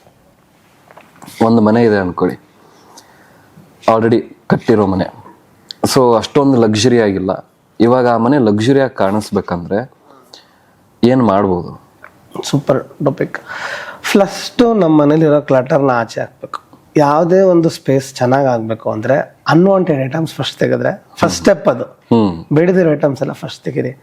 ನಾವೇನ್ ಮಾಡ್ತೀವಿ, ನಮ್ಮ ನೆನಪಿಗೋಸ್ಕರ ಅಲ್ಲೋಗಿದ್ವಿ ಇಲ್ಲೋಗಿದ್ವಿ ಅಥವಾ ಯಾರೋ ಕೊಟ್ಟರು ಅನ್ನೋದಕ್ಕೋಸ್ಕರ ಎಲ್ಲ ತುಂಬಿಸಿಟ್ಬಿಡ್ತೀವಿ ಮನೇನ. ಎಲ್ಲ ಮನೇಲೂ ನೀವು ಹೋಗಿ ಬೇಡದಿರೋ ಐಟಮ್ನ ಆಚೆ ಹಾಕಿದ್ರೆ ಇಂಟೀರಿಯರ್ ಡಿಸೈನ್ ಫಸ್ಟ್ ಸ್ಟೆಪ್ ಆಗೋಯ್ತು ಅಂತ ಅರ್ಥ. ಬೇಡದಿರೋ ಐಟಮ್ಸ್ ಇಡಬಾರ್ದು. ಆಮೇಲೆ ಒಂದು ಕಲರ್ ಸೆಲೆಕ್ಟ್ ಮಾಡ್ಬೇಕು ನಾವು. ನಮ್ಮ ಮನೆಗೆ ಒಂದು ಈಗ ನ್ಯೂಟ್ರಲ್ ಕಲರ್ಸ್ ಇದೆ, ವೈಟು ಬ್ರೌನು ಗ್ರೇ ಬ್ಲ್ಯಾಕ್ ಆಗ್ಬೋದು. ಅದನ್ನ ಬಿಟ್ಟು 1 or 2 ಕಲರ್ಸ್ ಮಾತ್ರನೇ ಒಂದು ಸ್ಕ್ರೀನಲ್ಲಿ ಕಾಣಬೇಕು ಅಥವಾ ಒಂದು ರೂಮಲ್ಲಿ ಕಾಣಬೇಕು. ಒಂದೊಂದು ರೂಮಲ್ಲಿ ಒಂದೊಂದು ರೂಮ್ ಇರ್ಬೋದು. ನಿಮ್ಮ ಒಂದು ಮಗಳ ರೂಮ್ ಚಿಕ್ಕಿದೆ, ಪಿಂಕ್ ಅವ್ರಿಗೇನು ಇಷ್ಟ ಆಗುತ್ತೆ ಪೇಸ್ಟಲ್ ಆ ಥರದ್ದು ಮಾಡ್ಬೋದು. ಇಲ್ಲ ನನ್ಗೆ ಯೆಲ್ಲೋ ಕಲರ್ ಇಷ್ಟ ಅಂದರೆ ಒಂದು ಸಣ್ಣ ಆರ್ಟಿಫ್ಯಾಕ್ಟ್ ಯೆಲ್ಲೋ ಕಲರ್ ತೊಗೊಂಬಂದು ಹಾಕ್ಬೋದು. ಫಸ್ಟ್ ಡಿಕ್ಲಟರ್ ಮಾಡಿದ ತಕ್ಷಣ ಇರೋದನ್ನ ರೀಅರೇಂಜ್ ಮಾಡ್ಕೊಬೇಕಾಗತ್ತೆ. ನೋಡಬೇಕು ನಾವು ಏನು ಯಾವ ಕಲರ್ ಥೀಮ್ ಪ್ಯಾಲೆಟಲ್ಲಿದೆ, ಆ ಬೇಡದಿರೋ ಕಲರ್ಸ್ನ ತೆಗೆದು ಅದನ್ನು ಹಾಕಿದ್ರೆ ಚೆನ್ನಾಗಿ ಕಾಣುತ್ತೆ. ತುಂಬ ಚಿಕ್ಕ ಸ್ಪೇಸಲ್ಲಿ ಮಿರರ್ ಇಂಟ್ರೊಡ್ಯೂಸ್ ಮಾಡಬೇಕು. ಮಿರರ್ ಹಾಕಿದ ತಕ್ಷಣ ರಿಫ್ಲೆಕ್ಷನ್ ಜಾಸ್ತಿ ಬಂದು ಸ್ಪೇಸ್ ನಿಮಗೆ ದೊಡ್ಡದಂತ ಅನ್ಸುತ್ತೆ. ತುಂಬ ಒಳ್ಳೆ ಐಡಿಯಾ ಮಿರರ್. ಲೈಟಿಂಗ್ ತುಂಬ ಕಮ್ಮಿ ಖರ್ಚಲ್ಲಿ ಒಳ್ಳೆ ಲೈಟಿಂಗ್ ಮಾಡ್ಬೋದು. ಲೈಟಿಂಗಿಗೆ ಅಡ್ವೈಸ್ ಕೊಡಿ ಒಂದು ಸ್ವಲ್ಪ. ಲೈಟಿಂಗಿಗೆ ಏನಾಗುತ್ತೆ, ಎಲ್ಲರೂ ಟ್ಯೂಬ್ ಲೈಟ್ ವಾಲ್ ಲೈಟ್ಸ್ ಅಲ್ಲಿ ನಿಮ್ಗೆ ಮಜಾ ಬರೋದಿಲ್ಲ. ಎಲ್ಲಾ ಲೈಟ್ಸು ಸೀಲಿಂಗ್ ತಗೊಂಡೋಗಿ ಫಸ್ಟ್. ಸೀಲಿಂಗ್ ಇಂದ ಬಂದ್ರೆ ಮಾತ್ರ ಲೈಟ್ಸ್. ಅಲ್ಲೂ ನಿಮ್ಗೆ ಸರ್ಫೇಸ್ ಲೈಟು, ಕಾಬ್ ಲೈಟು ಭಾಳ ಥರ ಇದಾವೆ. ಎಸ್ಪೆಷಲಿ ಕಾಬ್ ಲೈಟ್, COB ಲೈಟ್ಸ್ ಅಂತ ಹೇಳ್ತೀವಲ್ಲ, ಚಿಕ್ಕ ಚಿಕ್ಕ LED ಇಂದ ಅದು ಬರುತ್ತೆ ನೋಡಿ. ನಮ್ಮ ಬ್ಯಾಕ್ ಗ್ರೌಂಡ್ ಅಲ್ಲಿ ಇರೋದೆಲ್ಲ ಸ್ಪಾಟ್ ಲೈಟ್ ತರ. ಅದು ಡಾರ್ಕರ್ ಮತ್ತೆ ಲೈಟರ್ ಶೇಡ್ಸ್ ನ ಕೊಡುತ್ತೆ. ಆಟೋಮೆಟಿಕ್ ಶೋರೂಮ್ ಫೀಲಿಂಗ್ ಬರುತ್ತೆ. ಇದು ತುಂಬಾ ಇಂಪಾರ್ಟೆಂಟ್. ಮಿನಿಮಲ್ ಖರ್ಚಲ್ಲಿ ಒಂದು ಮನೆಗೆ ನೀವು ಲೈಟಿಂಗು, ಡಿಕ್ಲಟರು, ಇರೋ ಐಟಮ್ಸ್ನ ರೀಅರೇಂಜ್ ಮಾಡಿ 1-2 ಆ ಥರ ನ್ಯಾಚುರಲ್ ಪ್ಲಾಂಟ್ಸ್ನ ನೀವು ಇಟ್ಟರೆ ಸಾಕು. ಆಟೋಮೆಟಿಕ್ಕಾಗಿ ಆ ಮನೆ ಚೆನ್ನಾಗಿ ಕಾಣುತ್ತೆ. ಏನು ಬೇಡೋ ಅದನ್ನ ತೆಗೆದ್ರೇನೆ ಸಾಕು. ಎಲ್ಲಾರ ಮನೇಲೂ ನಾವು ಸುಮ್ಮನೆ ಅಕ್ಯುಮುಲೇಟ್ ಮಾಡ್ತಾ ಹೋಗ್ತಾ ಇದೀವಿ. ಎಲ್ಲ ಐಟಮ್ಸ್ ಇಟ್ಬಿಡಕ್ಕೆ ಡಿಸ್ಪ್ಲೇ ಹೋಗ್ತೀವಿ. ಇಡಬಾರ್ದು. ಎಷ್ಟು ಬೇಕೋ ಅಷ್ಟೇ ಇಟ್ಟರೆ ನಿಮ್ಮ ಮನೆ ಇಮಿಡಿಯೇಟ್ ಆಗಿ ಚೆನ್ನಾಗಾಗುತ್ತೆ, ಕಮ್ಮಿ ಖರ್ಚಲ್ಲೂ ಆಗುತ್ತೆ. And tile selection is also very important. Window screens are also very important. ಹೌದು ಅಂದ್ರೆ ಈಗ ಡೆಕೋರ್ ತುಂಬಾ ಇಂಪಾರ್ಟೆಂಟ್. ಕರ್ಟೈನ್ಸ್ ಆಗ್ಬೋದು, ಬೆಡ್ ಸ್ಪ್ರೆಡ್ ಆಗ್ಬೋದು, ನಿಮ್ದು ಒಂದು ಸೋಫಾ ನ್ಯೂಟ್ರಲ್ಸ್ ತಗೊಂಡು ಒಂದು ಒಳ್ಳೆ ಕುಷನ್ ಹಾಕಿದ್ರು ಸಾಕು, ಚೆನ್ನಾಗಿ ಕಾಣುತ್ತೆ. ಆ ಥರ ಸಣ್ಣ ಸಣ್ಣ ಡೀಟೇಲಿಂಗ್ ತುಂಬ ಇಂಪಾರ್ಟೆಂಟ್ ಆಗುತ್ತೆ. ಟೈಲ್ಸ್ ಎಲ್ಲ ಸ್ವಲ್ಪ ನ್ಯೂಟ್ರಲ್ ಆಗೇ ಇರ್ಬೇಕು ನನ್ನ ಪ್ರಕಾರ. ಅದು ಹೈಲೈಟ್ ಆದರೆ ತುಂಬ ಹೈ ಎಂಡ್ಗೆ ಹೋದಾಗ ನಾವು ಅದನ್ನೇ ಹೈಲೈಟ್ ಮಾಡ್ತೀವಿ. ಒಂದು ರೂಮಲ್ಲಿ ತಂಗುಡ್ಡಿ ಟೈಲ್ಸ್ ಹಾಕ್ತೀವಿ, ಬೇರೆ ಮೊಸಾಕ್ ಟೈಲ್ಸ್ ಹಾಕ್ತೀವಿ. ಆ ಥರದ್ದು ಹೈಲೈಟ್ ಮಾಡಿದಾಗ ಬೇರೆ ರೀತಿ ಇರುತ್ತೆ. ಇನ್ನು ಜನರಲ್ ನಾವು ಬಂದಾಗ decor is very very much important. ನಾವು ಫರ್ನಿಚರ್ಗೆ ಕೊಡೋ ಮಹತ್ವ ಎಲ್ಲೋ ಡೆಕೋರ್ ಕೊಡಲ್ಲ ಅಂತ ಅನ್ಸುತ್ತೆ. ನಾವು ಬೇರೆ ದೇಶ ಚೈನಾಗೆಲ್ಲ ಹೋಗಿ ಬೇರೆ ದೇಶ ನೋಡ್ಕೊಂಡ್ ಬಂದಾಗ ಅವರು ಡೆಕೋರ್ಗೆ ತುಂಬ ಇಂಪಾರ್ಟೆನ್ಸ್ ಕೊಡ್ತಾರೆ. ಕಲರ್ ಪ್ಯಾಲೆಟ್ನ ಮೇಂಟೈನ್ ಮಾಡ್ತಾರೆ, ಎಲ್ಲ ಕಲರ್ಸ್ನ ಇಡೋದಿಲ್ಲ. ಇದೆರಡೂ ಇಲ್ಲಿ ಕಮ್ಮಿ ಮಾಡ್ತಾರೆ ಜನ. ಎಲ್ಲ ದೊಡ್ಡ ವುಡ್ ಫರ್ನಿಚರ್ ಹಾಕ್ಬಿಡ್ತಾರೆ, ಬಟ್ ಡೆಕೋರೇ ತಗೊಳ್ಳಲ್ಲ. ಸೋಫಾ ಬಿಡ್ರಿ ಆಮೇಲೆ ತಗೋಬೋದು, ಕಾರ್ಪೆಟ್ ಆಮೇಲೆ ಹಾಕ್ಬೋದು ಅಂತಾರೆ. ಸೋಫಾ, ಕಾರ್ಪೆಟ್, ಕರ್ಟೈನ್ಸು, ಕುಷನ್ಸು, ಸಣ್ಣ ಸಣ್ಣ ಆರ್ಟಿಫ್ಯಾಕ್ಟ್ಸ್, ಇದೇ ಮೇನ್ ಇಂಟೀರಿಯರ್ ಡಿಸೈನಿಂಗಲ್ಲಿ. ಓಕೆ, ಅದನ್ನು ನಾವು ಮಾಡ್ಬೇಕಾಗುತ್ತೆ. ನಾನು ಇನ್ನೊಂದು ನೋಡ್ತಿದ್ದೆ, ಏನು ಇನ್ನೊಂದು ಮಿಸ್ಟೇಕ್ ಎಲ್ಲ ಆಗುತ್ತೆ ಅಂದರೆ ಟೈಲ್ಸ್ ಸೆಲೆಕ್ಷನಲ್ಲಿ ಹಾಲಿಗೆ ಒಂದು ಕಲರ್ ಟೈಲ್ಸ್ ಹಾಕ್ತಾರೆ, ರೂಮಿಗೆ ಇನ್ನೊಂದು ಕಲರ್ ಹಾಕ್ತಾರೆ. ಫುಲ್ ಮನೆ ಒಂದೇ ಕಲರ್ ಟೈಲ್ಸ್ ಹಾಕಿ ಆಮೇಲೆ ಆದಷ್ಟು ಏನು 4x6 ಅಥವಾ ಈ ಥರ ದೊಡ್ಡ ದೊಡ್ಡ ಪೀಸ್ಗಳನ್ನು ಹಾಕಿದರೆ house will look big and luxurious. ಹೌದು, ಇವಾಗ ಒಂದೇ ಫ್ಲೋರಲ್ಲಿತ್ತು ಕಂಟಿನ್ಯೂಷನ್ ಇದೆ ಒಂದು ಏರಿಯಾಗಿಂದ ಇನ್ನೊಂದು ಏರಿಯಾಗೆ ಅಂದರೆ ನೀವು ಹೇಳೋ ರೀತಿ ಕಂಟಿನ್ಯೂಷನ್ ಟೈಲ್ ಹಾಕ್ಬೋದು. ಬಟ್ ರೂಮಿಗೆ ಬಂದಾಗ theme is much more important. ಅಲ್ಲಲ್ಲಿ ಹಾಕಿನೇ ಇಲ್ಲಿ ಹಾಕಬೇಕು ಅಂತಲ್ಲ, ಥೀಮಿಗೆ ಮ್ಯಾಚ್ ಆಗ್ತಾ ಇದೆಯಲ್ವಾ. ಬಟ್ ಪಕ್ಕ ಸ್ಪೇಸ್ ಇದ್ದಾಗ ಅದೇ ಕಂಟಿನ್ಯೂ ಮಾಡಿದ್ರೆ ಆಬ್ವಿಯಸ್ಲಿ ಚೆನ್ನಾಗಿರುತ್ತೆ, ಅಥವಾ ಸೆಮಿ ಓಪನ್ ಇದ್ರೆ ಚೆನ್ನಾಗಿರುತ್ತೆ. ನಾವು ರೂಮ್ಸ್ಗೂ ಒಂದು ಥೀಮ್ ಮೇಂಟೈನ್ ಮಾಡ್ಬೇಕಾಗತ್ತೆ. ಎಲ್ಲವನ್ನೂ ಡಿಪೆಂಡ್ ಆಗೋದು ನಾವು ಏನೊಂದು ಥೀಮ್ ಕೊಡ್ತೀವಿ, ಯಾವ ಕಲರ್ ಪ್ಯಾಲೆಟ್ನ ನಾವು ಸೆಲೆಕ್ಟ್ ಮಾಡ್ತೀವಿ. ಕ್ಲಾಸಿಕಲ್ ಥೀಮ್ ಇದೆಯಾ, ರೋಮನ್ ಥೀಮ್ ಇದೆಯಾ, ಅಥವಾ ನಿಮಗೆ ಮಿನಿಮಲಿಸ್ಟಿಕ್ ಆಗಿರ್ಬೇಕಾ, ತುಂಬ ಥರ ಥೀಮ್ಸ್ ಇದ್ದಾವೆ. ಆ ಇನ್ಸ್ಪಿರೇಷನ್ ತೊಗೊಂಡು ನಾವು ಯಾವ ಡಿಸೈನ್ ಥಿಂಕಿಂಗಲ್ಲಿ ಮಾಡ್ತಾ ಇದ್ದೀವಿ ಅನ್ನೋದ್ರ ಮೇಲೆ ನಿಮಗೆ ಹೋಗುತ್ತೆ. ಬಟ್ ನಾನು ರೂಮ್ಸ್ಗೆಲ್ಲ ಚೇಂಜ್ ಮಾಡ್ಬೋದು, ಆ ರೀತಿ ಒಂದೇ ಕೊಡಬೇಕು ಅಂತೇನಿಲ್ಲ, ಬಟ್ ಆ ಥೀಮ್ಗೆ ಹೋಗಬೇಕು. ಇನ್ನೊಂದು ಹೇಳಿದ್ರೆ ನೀವು ಬಿಗ್ಗರ್ ಟೈಲ್ಸ್ಗೆ ಆಬ್ವಿಯಸ್ಲಿ ಈಗ 2x2 ಇಂದ ಸ್ಟಾರ್ಟ್ ಆದರೆ ಫಸ್ಟ್ ಎಲ್ಲ 2x2 ಇತ್ತು, ನೆಕ್ಸ್ಟ್ 2x4, 1x1 ಇತ್ತು. 1x1 ಹೌದು ಸೆರಾಮಿಕ್ ಇದ್ದಾಗ. ಬಟ್ ಮತ್ತೆ ವೆಟ್ರಿಫೈಡ್ ಟೈಲ್ಸ್ಗೆ ಜಾಸ್ತಿ ಹೋದಾಗ 2x2 ಫ್ಲೋರಿಂಗ್ ಜಾಸ್ತಿ ಮಾಡ್ತಾ ಇದ್ವಿ. ಮತ್ತೆ 2x4 ಬಂತು. 2x4 ಸ್ವಲ್ಪ ಟ್ರೆಂಡಿಂಗ್ ಅಲ್ಲಿತ್ತು. ಈಗೆಲ್ಲ 4x6, 4x8, ಇನ್ನೂ ದೊಡ್ಡ ದೊಡ್ಡ ಸ್ಲ್ಯಾಬ್ಸ್ ಎಲ್ಲ ಬಂದಿದೆ.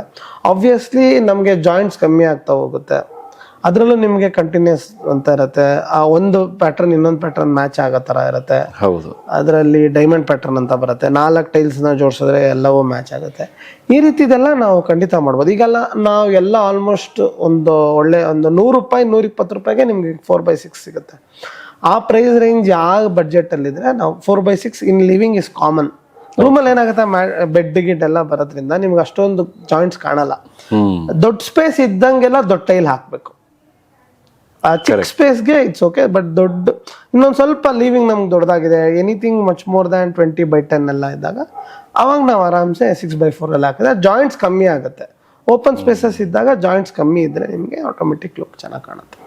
ಓಕೆ ಓಕೆ ಎಸ್, ನಾವು ಟಾಕಿಂಗ್ ಅಬೌಟ್ ಆಂಟ್ರಪ್ರಿನರ್ಶಿಪ್ ಸಿವಿಲ್ ಇಂಜಿನಿಯರ್ಗಳಿಗೆ.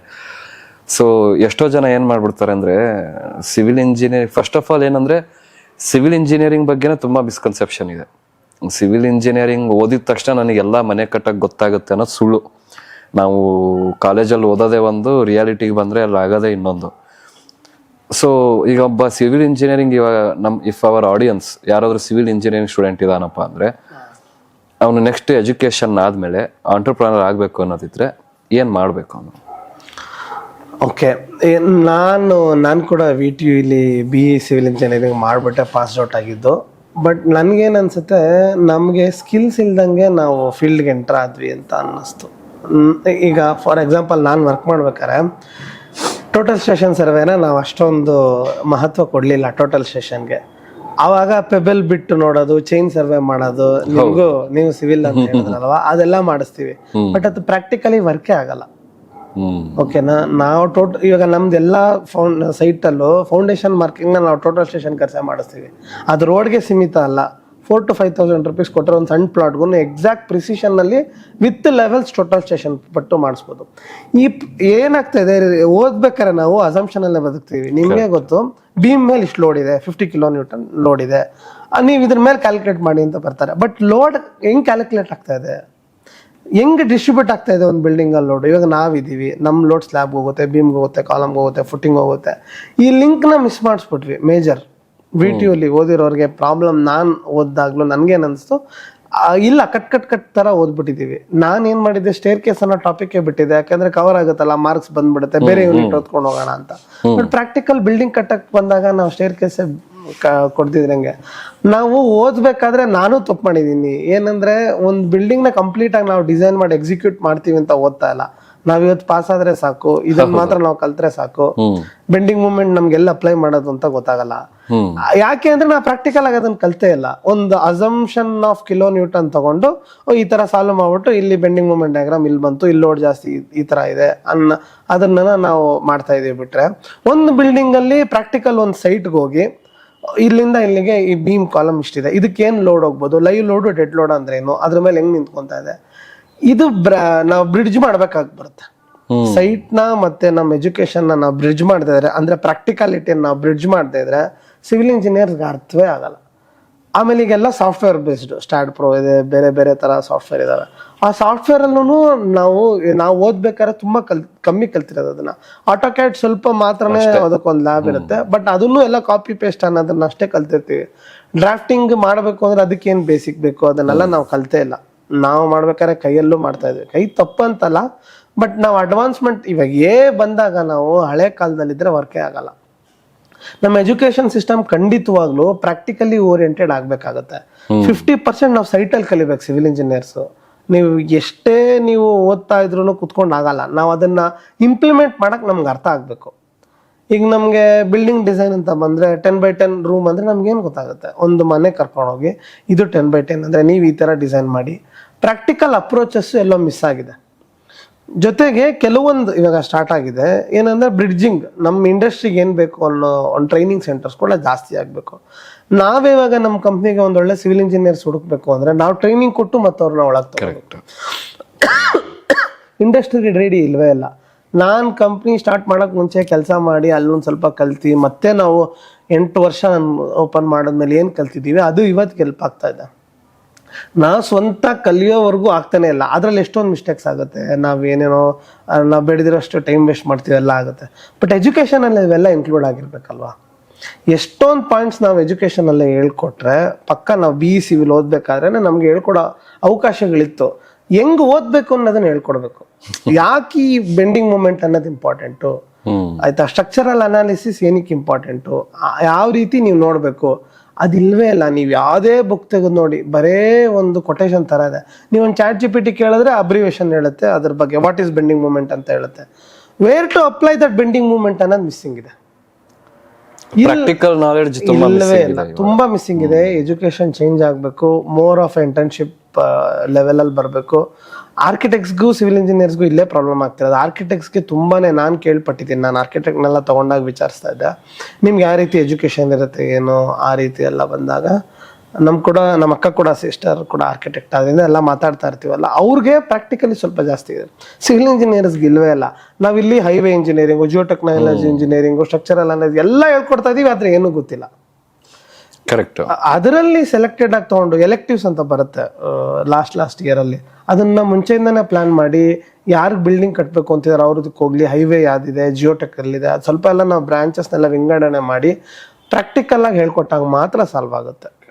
ಇದು ಎಲ್ಲೋ ಮಿಸ್ಸಿಂಗ್ ಅಂತ ಅನ್ಸುತ್ತೆ. ನಿಮ್ಗೆ ಒಳ್ಳೆ ಟ್ಯಾಲೆಂಟ್ ಇರೋ ಅಂದ್ರೆ ಪ್ರಾಕ್ಟಿಕಲಿ ಗೊತ್ತಿರೋ ಸಿವಿಲ್ ಇಂಜಿನಿಯರ್ ಸಿಗೋದೇ ಇಲ್ಲ, ಇಲ್ವೇ ಇಲ್ಲ. ಅವರು ಅದನ್ನ ಒಂದು ಕಂಪ್ನಿಗೆ ಹೋಗಿದ್ರೆ ಟೈಲ್ ಹೇಳ್ಕೊಟ್ರೆ ಟೈಲಲ್ಲೇ ಇದ್ಬಿಡ್ತಾರೆ ಅವರು. ಅವ್ರಿಗೆ ಪ್ಲಾಸ್ಟ್ರಿಂಗ್ ಬಗ್ಗೆನೇ ಗೊತ್ತಿರಲ್ಲ. ಸರ್ ನಾನು ಪ್ಲಾಸ್ಟ್ರಿಂಗ್ ಬಗ್ಗೆ ನಂಗೆ ಗೊತ್ತಿಲ್ಲ, ನಾನು ಟೈಲ್ ಅಷ್ಟೇ ನೋಡ್ಕೊಂಡಿರೋದು ಅಂತಾರೆ. ಆ ರೀತಿ ಮಾಡ್ಬಿಡ್ತಾ ಇದೀವಿ. ಒಂದು ಓವರ್ ಆಲ್ ಬಿಲ್ಡಿಂಗ್ ಪ್ರೋಸೆಸ್ ನಾವು ಹೇಳ್ಕೊಡ್ತಾನೆ ಇಲ್ಲ. ಬರೀ ಬಿಲ್ಡಿಂಗ್ ಪ್ರಾಸೆಸ್ ಒಂದು ಓವರ್ ಆಲ್ ಬಿಲ್ಡಿಂಗ್ ಪ್ರಾಸೆಸ್ ಅಂದ್ರೆ ಒಂದು ಬಿಲ್ಡಿಂಗ್ ಕಟ್ಟೋ ಪ್ರಾಸೆಸ್ ಸಿವಿಲ್ ಇಂಜಿನಿಯರ್ ಆಗಿ ಕಲಿಬೇಕು ಅಂದ್ರೆ ಎಂತ ಜಾಗದಲ್ಲಿ ಕೆಲ್ಸಕ್ಕೆ ಹೋಗ್ಬೇಕು ನೋಡಿ. ನಾನು ಯಾವತ್ತು ರೆಕಮೆಂಡ್ ಮಾಡ್ತೀನಿ, ನಾನು ಕಲ್ತಿದ್ದು ಚಿಕ್ಕ ಕಂಪ್ನೀಸ್ಗೆ ಹೋಗಿ ಆಯ್ತಾ. ನಾವು ದೊಡ್ಡ ಕಂಪ್ನಿಗೆ ಹೋದಾಗ ಕಾರ್ಪೊರೇಟ್ ಕಲ್ಚರು ಆ ಸ್ಟ್ಯಾಂಡರ್ಡೈಸೇಷನ್ನು, ಕ್ವಾಲಿಟಿ ಕಂಟ್ರೋಲ್ಸ್ ಎಲ್ಲ ಕಲಿಬೋದು. ಬಟ್ ಅಲ್ಲಿ ನೀವು ಎಷ್ಟೇ ವರ್ಷ ಮಾಡಿದ್ರು ತುಂಬ ಒಂದು ಫುಲ್ ದೊಡ್ಡ ಪ್ರೋಸೆಸ್ ಗೊತ್ತಾಗಲ್ಲ. ಆಮೇಲೆ ಎಲ್ಲ ದೊಡ್ಡ ದೊಡ್ಡ ಪ್ರಾಜೆಕ್ಟ್ಸೇ ಇರುತ್ತೆ ಯೂಶಲಿ ಬ್ರ್ಯಾಂಡೆಡ್ ಕಂಪ್ನಿ. ನೀವೇನಿ ಹೋದ್ರೆ ಆದರೆ ಚಿಕ್ಕ ಚಿಕ್ಕ ಸಿವಿಲ್ ಇಂಜಿನಿಯರ್ಸ್ ಹತ್ರ, ಆರ್ಕಿಟೆಕ್ಟ್ಸ್ ಹತ್ರ ನೀವು ಕೆಲಸ ಮಾಡಿದಾಗ ನಿಮಗೆ ಒಂದು ಕಂಪ್ಲೀಟ್ ಬಿಲ್ಡಿಂಗ್ ಅರ್ಥ ಆಗುತ್ತೆ. ಏನಂದರೆ ಇದರಲ್ಲಿ ತುಂಬ ಇದ್ದಾವೆ. ಒಂದು ಲೈಸೆನ್ಸಿಂಗು, ಬೋರ್ವೆಲ್ಲು, ಮರ ಇದ್ರೆ ಹೆಂಗೆ ತೆಗೆದಾಕಬೇಕು, ಮತ್ತು ಒಂದು ಬಿಲ್ಡಿಂಗ್ ಹೆಂಗೆ ಡಿಸೈನ್ ಮಾಡಬೇಕು, ಸ್ಟ್ರಕ್ಚರಲ್ ಇಂಜಿನಿಯರ್ ಹತ್ರ ನಾವೇನು ಡಿಸೈನ್ ಮಾಡಿಸ್ಕೊಬೇಕು, ಬೀಮ್ ಹೆಂಗಿರಬೇಕು, ಕಾಲಮ್ ಹೆಂಗಿರಬೇಕು, ಇದೆಲ್ಲ ಕಲ್ತ್ರೆ ಇಂಟೀರಿಯರ್ ಡಿಸೈನಿಂಗ್ ಅಂದ್ರೇನು. ಸಿವಿಲ್ ಇಂಜಿನಿಯರಿಂಗ್ ಅಲ್ಲಿ ಇಂಟೀರಿಯರ್ ಡಿಸೈನ್ ಬಗ್ಗೆ ನಾವು ಮಾತಾಡೋದೇ ಇರಲ್ಲ. But without knowledge of civil interior designing building ಪ್ಲಾನೇ ಮಾಡೋಕ್ಕಾಗಲ್ಲ. ಟಿವಿ ಇದೆ, ಎಲ್ಲಿ ಕೊಡ್ತಾ ಇದ್ದೀವಿ, ಏನಕ್ಕೆ ಕೊಡ್ತಾ ಇದ್ದೀವಿ, ಎಷ್ಟು ಹೈಟಲ್ಲಿ ಕೊಡ್ತಾ ಇದ್ದೀವಿ, ಇದೆಲ್ಲ ಕಲ್ತಿದ್ದೀವಿ ನಾವು. ಆಂಥ್ರೋಪ್ರೊಮೆಟಿಕ್ಸ್ ಕಲ್ತೇ ಇಲ್ಲ ನಾವು. ನಮ್ದ್ರಲ್ಲಿ ಬರೇ ಗೋಡೆ ಅಷ್ಟೇ ಹೇಳ್ಕೊಟ್ಟಿದ್ದೀವಿ ಬಿಟ್ರೆ ಅದ್ರೊಳಗಡೆ ಏನು ಬರಬೇಕು.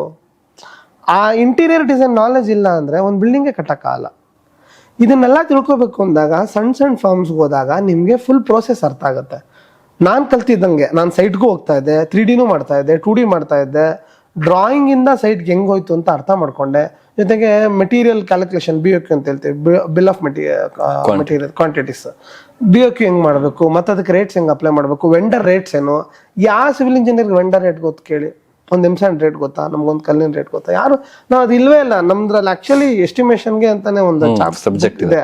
ಅದು SR ರೇಟು ಯಾವುದೋ ವರ್ಷದ ಮೇಲೆ ಇದೆ. ಹೌದು, ಕರೆಂಟ್ SR ರೇಟ್ಗಿನ್ನ ನಾವು ಮಾರ್ಕೆಟ್ ರೇಟ್ ಮೇಲೆ ಡಿಪೆಂಡ್ ಆಗಬೇಕಾಗತ್ತೆ. ಅದೆಲ್ಲ ನಾವು ಬ್ರಿಡ್ಜೇ ಮಾಡಿಲ್ಲ, ನಮ್ಗೆ ಅದಕ್ಕೆ ಗೊತ್ತೇ ಇಲ್ಲ. ಆಮೇಲೆ ಅಲ್ಲಿ ನಿಮಗೆ ಟನ್ ಲೆಕ್ಕ ಕೊಡ್ತಾನೆ, ಇಲ್ಲಿ ಏನಪ್ಪ ಒಂದೊಂದ್ಸತಿ ನಾವು ಮೀಟರ್ ಕ್ಯೂಬಲ್ ಕೊಡ್ತೀವಿ, ಫೀಟ್ ಕ್ಯೂಬಲ್ ಕೊಡ್ತೀವಿ, ಅದನ್ನ ಕನ್ವರ್ಷನ್ ಹೆಂಗೆ, ಇದೆಲ್ಲ ತುಂಬಾ ಪ್ರಾಕ್ಟಿಕಲಿ ಪ್ರಾಬ್ಲಮ್ಸ್ ಇದೆ.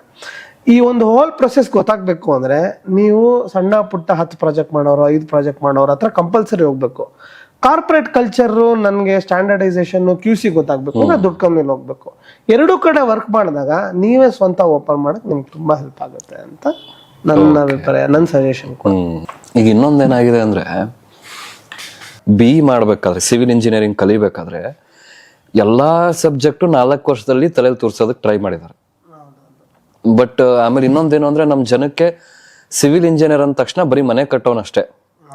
But civil engineering is beyond ಮನೆ ಕಟ್ಟೋದು. ನೀವೊಂದು ಸಿಟಿ ಪ್ಲಾನ್ ಮಾಡ್ಬೋದು, ರೋಡ್ ಪ್ಲಾನ್ ಮಾಡ್ಬೋದು, ಟ್ರಾನ್ಸ್ಪೋರ್ಟೇಷನ್ ಇಂಜಿನಿಯರಿಂಗ್ ಇದೆ, ಟ್ರಾಫಿಕ್ ಬಗ್ಗೆ ಇದೆ, ಜಿಯೋ ಟೆಕ್ನಾಲಜಿ ಇದೆ, ಇಷ್ಟೆಲ್ಲ ಇದೆ. ಬಟ್ ನಮ್ ಜನಕ್ಕೆ ಅದು ಗೊತ್ತೇ ಇಲ್ಲ. ಸಿವಿಲ್ ಇಂಜಿನಿಯರಿಂಗ್ ಅಂದ ತಕ್ಷಣ ಬ್ರಿಡ್ಜ್ ಕಟ್ಟೋದಕ್ಕೆ ಒಂದು ಸಪರೇಟ್ ಸಬ್ಜೆಕ್ಟ್ ಇದೆ, ಅದು ಹೇಗೆ ವರ್ಕ್ ಆಗುತ್ತೆ, ಅನಾಲಿಸಿಸ್ ಆಗ್ಬೋದು. ಇವಾಗ ಏನಾಗಿದೆ ಅಂದ್ರೆ, ಎಷ್ಟೊಂದ್ ಜನ ಟ್ರೆಂಡ್ ಇಂದ ಹೋಗ್ತಾ ಇದಾರೆ. ಅದು ಕೂಡ ತುಂಬಾ ತಪ್ಪಂತ ನಾನು ಹೇಳ್ತೀನಿ. ಟ್ರೆಂಡ್ಗಿನ ನಮ್ಗೇನ್ ಇಷ್ಟ, ನಾವು ಬಿಲ್ಡಿಂಗ್ ಕಟ್ಸೋದು ಇಷ್ಟನಾ. ನನ್ನ ಫ್ರೆಂಡು MTech ಇನ್ ಹೈವೇ ಮಾಡಿ ಹೈವೇಲೆ ಅವ್ನು ಫುಲ್ ಕಂಟಿನ್ಯೂ ಮಾಡ್ತಾನೆ, ಅದು ಅವ್ನಿಗೆ ಪ್ಯಾಷನ್. ನಮ್ಮ ಪ್ಯಾಷನ್ ಏನು, ನಾವು ಅದನ್ನ ಮಾಡ್ಬೇಕು. ನಾವು ಬಲವಂತವಾಗಿ ಪ್ರತಿದಿನ ಕೆಲಸ ಮಾಡೋಕ್ಕಾಗಲ್ಲ. ನಮ್ಗೆ ಅದ್ರ ಬಗ್ಗೆ ಪ್ಯಾಷನ್ ಇರ್ಬೇಕು. ನನಗೆ ಬಿಲ್ಡಿಂಗ್ಸ್ ಕಟ್ಟಕ್ಕೆ ಇಷ್ಟ. ಓಕೆ, ಬಿಲ್ಡರ್ ಆಗ್ಬೇಕು ಅಂತ ಯೋಚನೆ ಮಾಡಿದ್ದೇನಕ್ಕೆ, ನಾವು ಒಳ್ಳೊಳ್ಳೆ ಡಿಸೈನ್ ಬಿಲ್ಡಿಂಗ್ಸ್ ನಮ್ಗೆ ಅವಕಾಶನೇ ಸಿಗ್ತಾ ಇಲ್ವಾ ಅಂದ್ರೆ ನಾವೇ ತಗೊಂಡ್ ಮಾಡ್ದಾಗ್ಲೇ ಆಗ್ಬೋದು ಅಂತ ಬಂದ್ವಿ. ಈ ರೀತಿ ನಮ್ಮ ಇಂಟ್ರೆಸ್ಟ್ ಏನು, ನಂಗೆ ಎಷ್ಟೊಂದು ಜನಕ್ಕೆ ಕಲ್ಲು, ಯಾವ ತರ ಕಲ್ಲು ಅವ್ರಿಗೆಲ್ಲ ಇಷ್ಟ. ಜಿಯೋ ಟೆಕ್ನಾಲಜಿ ಇಂಜಿನಿಯರಿಂಗ್ ಹೋದ್ರೆ ಡಿಫ್ರೆಂಟ್ ಟೈಪ್ಸ್ ಆಫ್ ಸ್ಟೋನ್ಸ್ ಆಗ್ಬೋದು, ಅದರದ್ದು ಸ್ಪೆಷಾಲಿಟಿ ಏನಾಗ್ಬೋದು, ಅದಕ್ಕೆ ಹೋಗ್ತೀವಿ. ಅದೇ ಹೈವೇಲಿ ನಾನು ಹೇಳ್ದಂಗೆ ಹೋಗ್ತೀವಿ. ಸ್ಟ್ರಕ್ಚರಲ್ ಅನಾಲಿಸಿಸು ನನಗೆ ತುಂಬಾ ದೊಡ್ಡ ಸ್ಪ್ಯಾನ್ ಅಲ್ಲಿ ಕಮ್ಮಿ ಬೀಮಲ್ಲಿ ಹೆಂಗ್ ಅಚೀವ್ ಮಾಡ್ಬೋದು ತುಂಬಾ ಇಂಪಾರ್ಟೆಂಟ್. ಯಾಕಂದ್ರೆ ಒಂದು ಸ್ಟೀಲು, ಕಾಂಕ್ರೀಟು ಎಷ್ಟು ಒಂದು ಬಿಲ್ಡಿಂಗ್ ಅಲ್ಲಿ ಇಂಪಾರ್ಟೆಂಟ್ ಅಂದ್ರೆ ಎಫಿಷಿಯನ್ಸಿ ಆಫ್ ದ ಬಿಲ್ಡಿಂಗ್ನು ಜಾಸ್ತಿ ಮಾಡುತ್ತೆ, ಕಾಸ್ಟ್ ಕೂಡ ಕಮ್ಮಿ ಮಾಡ್ಬೋದು. ನೀವು ಐಡಿಯಲ್ ಆಗಿ ಡಿಸೈನ್ ಮಾಡಿರೋ ಸ್ಟ್ರಕ್ಚರಲ್ ಇಂಜಿನಿಯರ್ನ ನಾವು ಹೈಯರ್ ಮಾಡಿ ನಾವು ತಗೊಂಡಾಗ, ಅಥವಾ ನಮಗೆ ಡಿಸೈನಿಂಗ್ ಗೊತ್ತಿದ್ದಾಗ, consumption of steel and concrete is much less. Unnecessary ಅವ್ರ ಫ್ಯಾಕ್ಟರ್ ಆಫ್ ಸೇಫ್ಟಿ ಇಟ್ಕೊಂಡು ಹಾಕಕ್ಕೂ ಅಲ್ಲ. ಇದು ತುಂಬಾ ಒಳ್ಳೆ ಟಾಪಿಕ್. ನಾವು ಆ ರೀತಿ ಓದೇ ಇಲ್ಲ, ಅದನ್ನೇ ನಾನು ಹೇಳಿದ್ದು. ಬರೇ ಪಾರ್ಟ್ ಆಗಿ ಓದಿದೀವಿ ಅದರಲ್ಲಿ.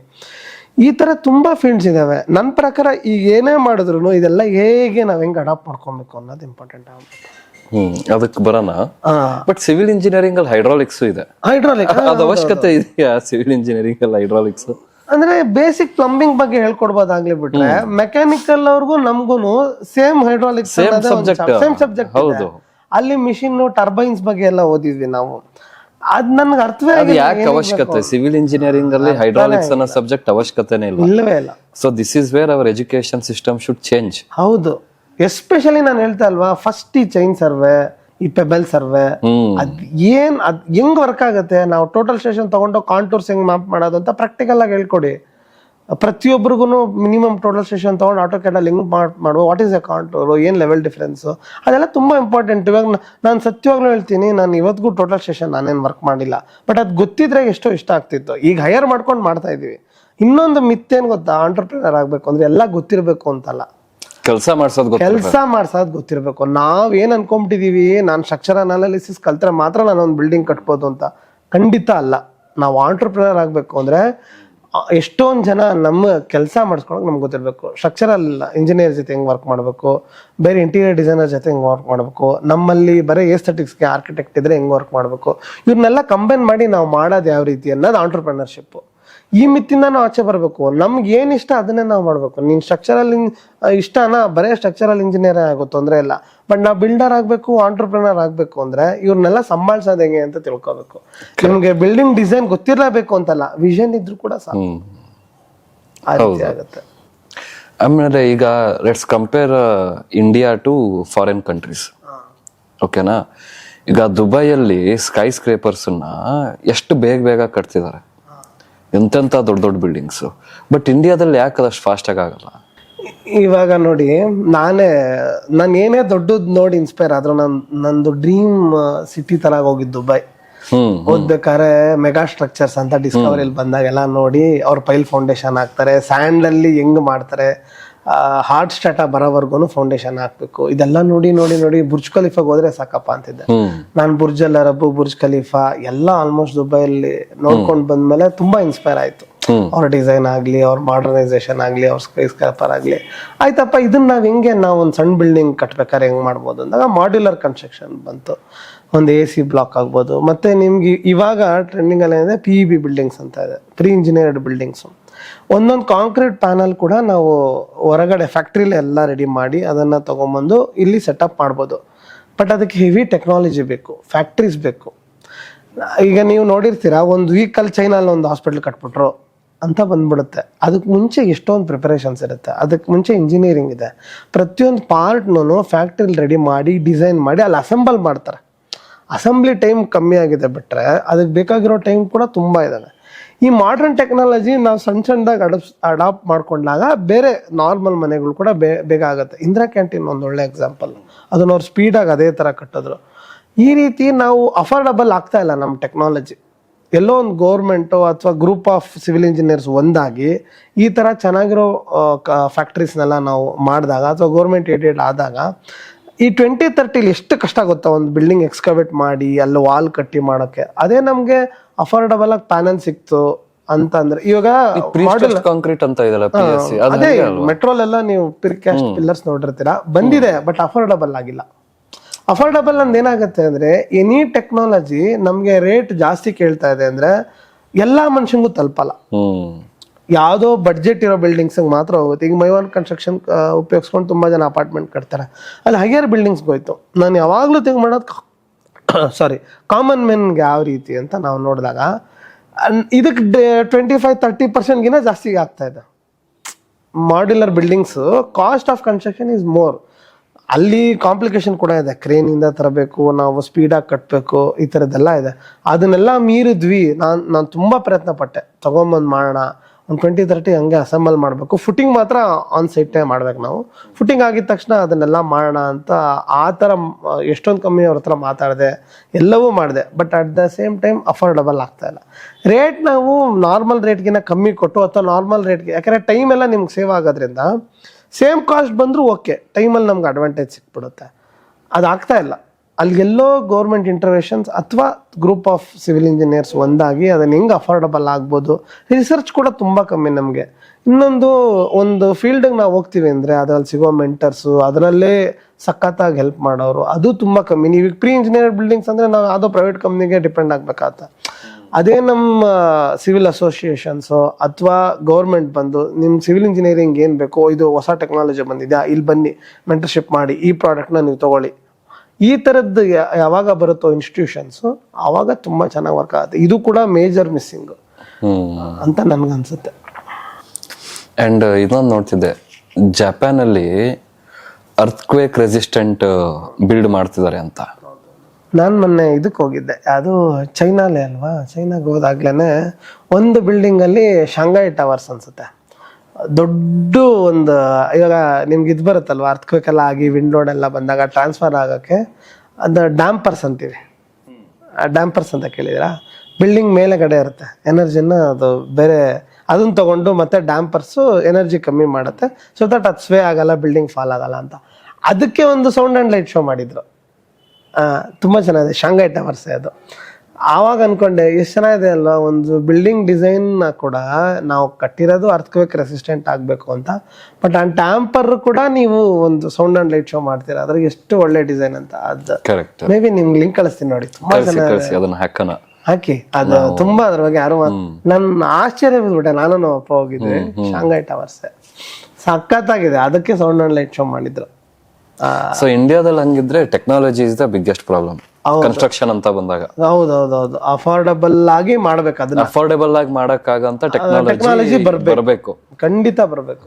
ಅದ್ರಲ್ಲಿ ಒಂದು AC ಬ್ಲಾಕ್ ಅಂತ ಒಂದು ಏರೋಕಾನ್ ಪ್ಯಾನಲ್ಸ್ ಅಂತ ಹೇಳ್ತೀವಿ, ಅದು ಕೂಡ ತುಂಬಾ ಚೆನ್ನಾಗಿದೆ. ಇವಾಗ ನಾವು ಒಂದು ಸ್ವಲ್ಪ ಇಂಪ್ಲಿಮೆಂಟ್ ಮಾಡಕ್ ಟ್ರೈ ಮಾಡ್ತಾ ಇದೀವಿ. ಇವಾಗ ಹಾರ್ಡ್ ವರ್ಕರ್ ಅಂತ ಒಂದು ಬಂದಿದೆ, ವಿತೌಟ್ ಕ್ಯೂರಿಂಗ್ ಪ್ಲಾಸ್ಟಿಂಗ್ ಮಾಡೋ ಅಂಥದ್ದು ಇದೆ.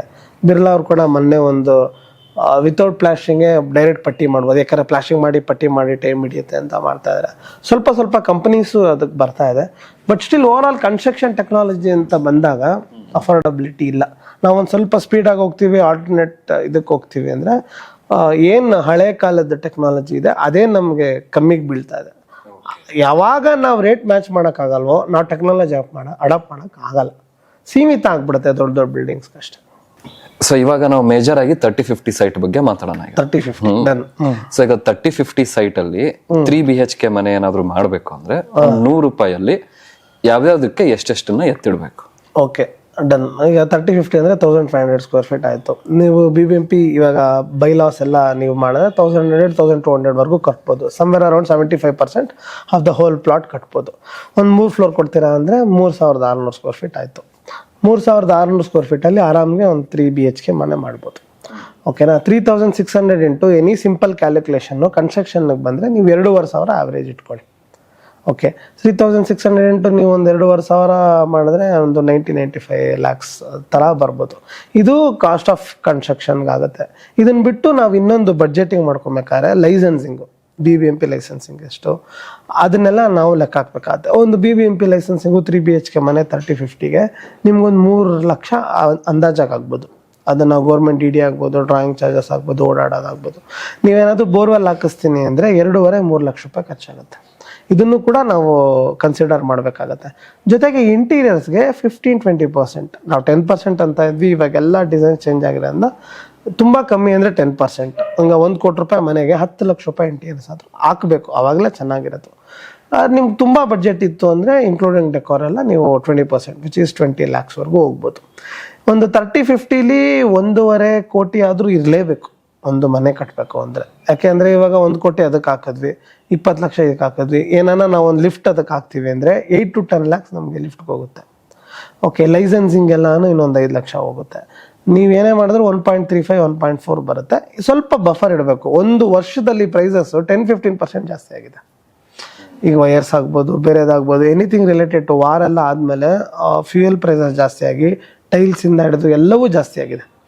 ಈ ಬಫರ್ನು ನಾವು ಇಟ್ಕೊಂಡು ಮಾಡಬೇಕಾಗತ್ತೆ. ಇದು ಒಂದು ಡೀಸೆಂಟ್ ಹೋಮ್ ಅಂತ. ಮತ್ತೆ ಅದ್ರಲ್ಲಿ ನಾವು ಅಫೋರ್ಡಬಲ್ ಆಗೇ ಮಾಡ್ತೀವಿ, ಕಮ್ಮಿ ಇದ್ರಲ್ಲೇ ಮಾಡ್ತೀವಿ ಅಂದರೆ ನಾನು ಹೇಳೋದು ಸೂಪರ್ ಬಿಲ್ಟಪ್ ಏರಿಯಾನ ಕಮ್ಮಿ ಮಾಡ್ಕೊಳ್ಳಿ. 3500 ಕಟ್ಟಬೇಕು ಅಂತೇನಿಲ್ಲ. ಓಕೆ, ಒಂದು 3 BHKನ 2100 ನಾವು ಕಟ್ಬೋದು.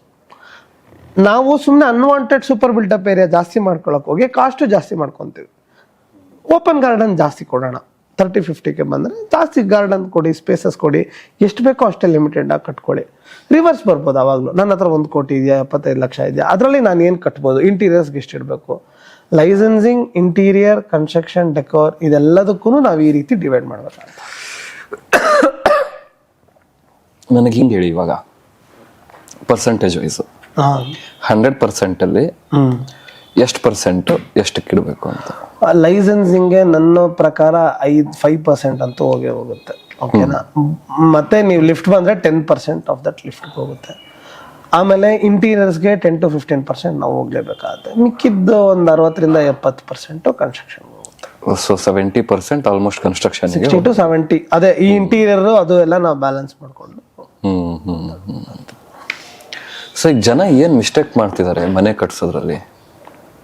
ಏನು ಇವಾಗಿನ ಟ್ರೆಂಡಲ್ಲಿ ಏನಾದರೂ ಮಿಸ್ಟೇಕ್ ಅಂತ ನಡೀತಿದೆಯಾ ಜನರಿಂದ? ಅದೇ ಮೊದಲು ಓವರ್ ಆಲ್ ಬಡ್ಜೆಟ್ ಇದನ್ನ ನಾವು ಫಿಕ್ಸ್ ಮಾಡ್ಕೊಬೇಕು. ಎಲ್ಲ ಮನೆ ಕಟ್ಸ್ತೀವಿ, ಬಟ್ ಇಂಟೀರಿಯರ್ಗೆ ಡೆಕೋರ್ಗೆ ನಮ್ಮ ಹತ್ರ ಬಡ್ಜೆಟ್ ಇರಲ್ಲ. ಈ ಥರ ತುಂಬ ಬಿಲ್ಡಿಂಗ್ಸ್ ನಾನು ನೋಡಿದ್ದೀನಿ. ಏನು ಅರ್ಜೆಂಟ್ ಇಲ್ಲ, ಯಾವತ್ತೋ ನಾವು ಡೆಕೋರ್ ಮಾಡ್ಕೊತೀವಿ, ಇನ್ಯಾವತ್ತಿಗೂ ನಾವು ಮಾಡ್ಕೊತೀವಿ. ಅದು ತುಂಬ ದೊಡ್ಡ ಮಿಸ್ಟೇಕ್ ಆಗ್ತಾಯಿದೆ. ಇನ್ನೊಂದು ಏನಂದರೆ ಫಾಸ್ಟರ್ ನೋಡಿ ನೋಡಿ ನೋಡಿ ನಮ್ಮ ಮನೆ ಬೇಗ ಕಟ್ಟಬೇಕು ಅಂತ ಎಲ್ಲರೂ ಪ್ರೆಷರ್ ಆಗ್ತಾರೆ. ಬಟ್ ಏನಾಗುತ್ತೆ, ಲೇಬರ್ ಅನ್ನೋದು ತುಂಬ ಕಷ್ಟ. ಎಸ್ಪೆಷಲಿ ಸ್ಮಾಲ್ ಸೆಟ್ಸ್ ಎಲ್ಲ ಮಾಡೋಕ್ಕೆ ಬಂದಾಗ ನಿಮಗೆ ಡೆಡಿಕೇಟೆಡ್ ಲೇಬರ್ ಇಡೋಕ್ಕಾಗಲ್ಲ. ಒಂದು ಕೆಲಸ ಅವನು ಕಂಟಿನ್ಯೂಸ್ ಕೊಡ್ತೀವಿ, ಎಲ್ಲೋ ಒಂದು ಮಧ್ಯದಲ್ಲಿ ಒಂದು ಗ್ಯಾಪ್ ಬರುತ್ತೆ ಬೇರೆ, ಯಾಕಂದರೆ ತುಂಬ ಕೋಆರ್ಡಿನೇಷನ್ ಇರುತ್ತೆ. ಓದೋರು ಟೈಮಿಗೆ ಬರಲ್ಲ, ಅಲ್ಲೆಲ್ಲೋ ಒಂದು ಎಲೆಕ್ಷನ್ ಅಂದರೆ ಅವಾಗ ಲೇಬರ್ ಶಾರ್ಟೇಜ್. ಇನ್ನೊಂದು ನಮ್ಮ ಸಿವಿಲ್ ಇಂಜಿನಿಯರಿಂಗ್ ಫೀಲ್ಡ್ ಒಂದು ಮೇಜರ್ ಪ್ರಾಬ್ಲಮ್ ಏನಂದರೆ ಲೇಬರ್ ಪ್ರಾಬ್ಲಮ್. ಸ್ಕಿಲ್ಡ್ ಲೇಬರ್ ಅಂತೂ ಇಲ್ಲವೇ ಇಲ್ಲ. ನಾವು ಓವರ್ ಆಲ್ ಆಗಿ ಲೇಬರ್ ಮೇಲೆ ಡಿಪೆಂಡ್ ಆಗಿರ್ತೀವಿ. ಲೇಬರ್ ಅಫೋರ್ಡಬಿಲಿಟಿನೂ ದಿನೇ ದಿನೇ ಕಡಿಮೆ ಆಗ್ತಾ ಇದೆ. ಯಾಕೆಂದರೆ ಬಿಕಾಸ್ ಆಫ್ ಗೌರ್ಮೆಂಟ್ ಸ್ಯಾಂಕ್ಷನ್ಸ್ ಆಗ್ಬೋದು, ಬೇರೆ ಬೇರೆ ರೀಸನ್ಸ್ ಇದೆ ಅದಕ್ಕೆ ಅಂತ. ಅದೆಲ್ಲ ನೋಡಿದಾಗ ನಮಗೆ ಸ್ಕಿಲ್ಡ್ ಲೇಬರು ನಮಗೆ ಕೆಲಸ ಮಾಡೋ ಥರ ಶ್ರದ್ಧೆ ಇರೋ ಲೇಬರ್ಸ್ ಸಿಗಲ್ಲ. ಲೇಬರ್ ಸಿಕ್ಕರಿಂದ ಡಬಲ್ ಕೆಲಸ ಮಾಡ್ಬೋದು. ನಾವು ಡಿಸೈನಿಂಗ್ ಮಾಡೋದು ಇವಾಗ ಒಂದು ಪಾರ್ಟ್ ಆಗಿ ಈಸಿ ಆಗೋದ್ರೆ, ಇದನ್ನು ತಗೊಂಡು ಎಕ್ಸಿಕ್ಯೂಷನ್ ಮಾಡಿ ಕ್ಲೈಂಟ್ಸ್ಗೆ ಎಕ್ಸ್ಪೆಕ್ಟೇಷನ್ ಥರ ಮಾಡಿ ಆನ್ ಟೈಮಲ್ಲಿ ಮಾಡೋಕ್ಕಾಗ್ತಿಲ್ಲ. ನನ್ನ ಪ್ರಕಾರ ನೀವು ಮನೆ ಕಟ್ಸ್ಬೇಕಾದ್ರೆ ಹರಿಬರಿಲಿರಬೇಡಿ. ಮನೆ ಕಟ್ಸ್ಬೇಕು ಅಂತ ಡಿಸಿಷನ್ನ 10 ವರ್ಷ ತೊಗೊತಾರೆ, ಬಟ್ ಮನೇನ 1.5-2 ವರ್ಷ ಟೈಮ್ ಕೊಡಲ್ಲ. ಅರ್ಜೆಂಟ್ ಬೇಕೇ ಬೇಕು, ನಮ್ಗೆ ಅವ್ರು ಬರ್ತಾ ಇದ್ದಾರೆ, ನೆಂಟರು ಬರ್ತಾ ಇದ್ದಾರೆ, ನಾವು ಈ ಮಾಸದಲ್ಲಿ ಕಟ್ಬಿಡ್ಬೇಕು, ಈಗಲೇ ನನಗೆ ಬೇಕು. ಹರಿಬರಿ ಮಾಡಿದಾಗ ಕಂಪ್ಲೀಟಾಗಿ ಡಿಸೈನ್ ಮಾಡೋಕ್ಕಾಗಲ್ಲ. ಎಲ್ಲೋ ನಾವು ಫಿನಿಶ್ ಮಾಡ್ಕೊಡ್ಬೇಕು ಅನ್ನೋ ಒತ್ತಡದಲ್ಲಿ ಬಿದ್ದುಬಿಡ್ತೀವಿ. ಸಫಿಷಿಯೆಂಟ್ ಟೈಮ್ ತೊಗೊಳ್ಳಿ. ಇಷ್ಟು ವರ್ಷ ನೀವು ಕಟ್ಟೋದಕ್ಕೆ ಡಿಸಿಷನ್ ತೊಗೊಂಡಾಗ್ಲೂ ನಿಮ್ಗೆ ಟೈಮ್ ಅನಿಸಿಲ್ಲ, ಈಗ ಯಾಕೆ ಕೊನೆಯಲ್ಲಿ ಅಷ್ಟು ಅರ್ಜೆಂಟ್ ಮಾಡಿಕೊಂಡು ಫಿನಿಶ್ ಮಾಡ್ಕೊತಾರೆ? ಆ ರೀತಿ ಆಗಲ್ಲ. ನಾನು ಓಪನ್ ಆಗಿ ಹೇಳ್ಬಿಡ್ತಾ ಇದ್ದೀನಿ, ನಮ್ಮ ಕೈಲಂತೂ ಒಂದು 6 ತಿಂಗಳಿಗೆ 9 ತಿಂಗಳಿಗೆ 1 ವರ್ಷಕ್ಕೆ ಮನೆ ಕಟ್ಟೋಕ್ಕಾಗಲ್ಲ. ಮಿನಿಮಮ್ 1.5 ವರ್ಷ ಇದ್ರೆ ಮಾತ್ರ ಬನ್ನಿ. 1.5 to 2 years ಇಟ್ಕೊಳ್ಳೋರ ಹತ್ರ ಮಾತ್ರ ನಾವು ಮನೆ ಅಂತ ಇದೀವಿ. ಬಿಟ್ರೆ ನಮ್ಗೆ ಆ ಪ್ರೆಷರ್ ತಗೊಂಡು, ಯಾಕಂದ್ರೆ ನಾವೆಲ್ಲಾನು ನೋಡ್ತೀವಿ, ಇಂಟೀರಿಯರ್ ಡಿಸೈನಿಂಗ್ ನೋಡ್ತೀವಿ, ಇದನ್ನ ನೋಡ್ತೀವಿ, ಚೆನ್ನಾಗಿ ಬಂದಿಲ್ಲ, ಏನು ಇಂಪ್ರೂವೈಸ್ ಮಾಡ್ಬೋದು, ಎಲ್ಲಿ ಲ್ಯಾಕ್ ಆಗ್ತಾ ಇದೆ, ನಾವೊಂದು ಹೋಲ್ ಬಿಲ್ಡಿಂಗ್ ಡಿಸೈನ್ನ ನೋಡ್ತೀವಿ. ಆ ರೀತಿ ನಾವು ಸ್ವಲ್ಪ ಟೈಮು ಕೊಡಬೇಕಾಗುತ್ತೆ. ಇದು ಲ್ಯಾಕ್ ಅನ್ಸುತ್ತೆ ನನ್ನ ಪ್ರಕಾರ. ಅವೇರ್ನೆಸ್ ಇಲ್ಲ. ಅವರು 9 ತಿಂಗಳಿಗೆ ಕಟ್ಬಿಟ್ರು, ನಾವೊಂದು 6 ತಿಂಗಳಿಗೆ ಕಟ್ಟೋಣ, ಅದು ವರ್ಕ್ ಆಗಲ್ಲ. ನಾವು ಕ್ಯೂರಿಂಗ್ ಟೈಮ್ ಕೊಡೋಕ್ಕಾಗಲ್ಲ, ಇಂಟೀರಿಯರ್ ಡಿಸೈನಿಂಗಲ್ಲಿ ಕರೆಕ್ಟಾಗಿ ಟೈಮ್ ಕೊಡೋಕ್ಕಾಗಲ್ಲ. ಎಲ್ಲ ಆದ್ಮೇಲಿಂದ ನಾವು ಕಾಂಬಿನೇಷನ್ಸ್ ನೋಡಬೇಕು. ಒಂದು ವುಡ್ ವರ್ಕ್ ಆಯಿತು, ಇದಕ್ಕೆ ಏನು ಡೆಕೋರ್ ಬೇಕು, ಓಕೆ ಇದಕ್ಕೆ ಯಾವ ರೀತಿ ನಾವು ವರ್ಕ್ ಮಾಡಬೇಕು, ಲ್ಯಾಂಡ್ಸ್ಕೇಪಿಂಗ್ ಹೆಂಗೆ ಇನ್ಕ್ಲೂಡ್ ಮಾಡಬೇಕು, ಇದಕ್ಕೆಲ್ಲಕ್ಕೂ ಟೈಮ್ ಬೇಕು.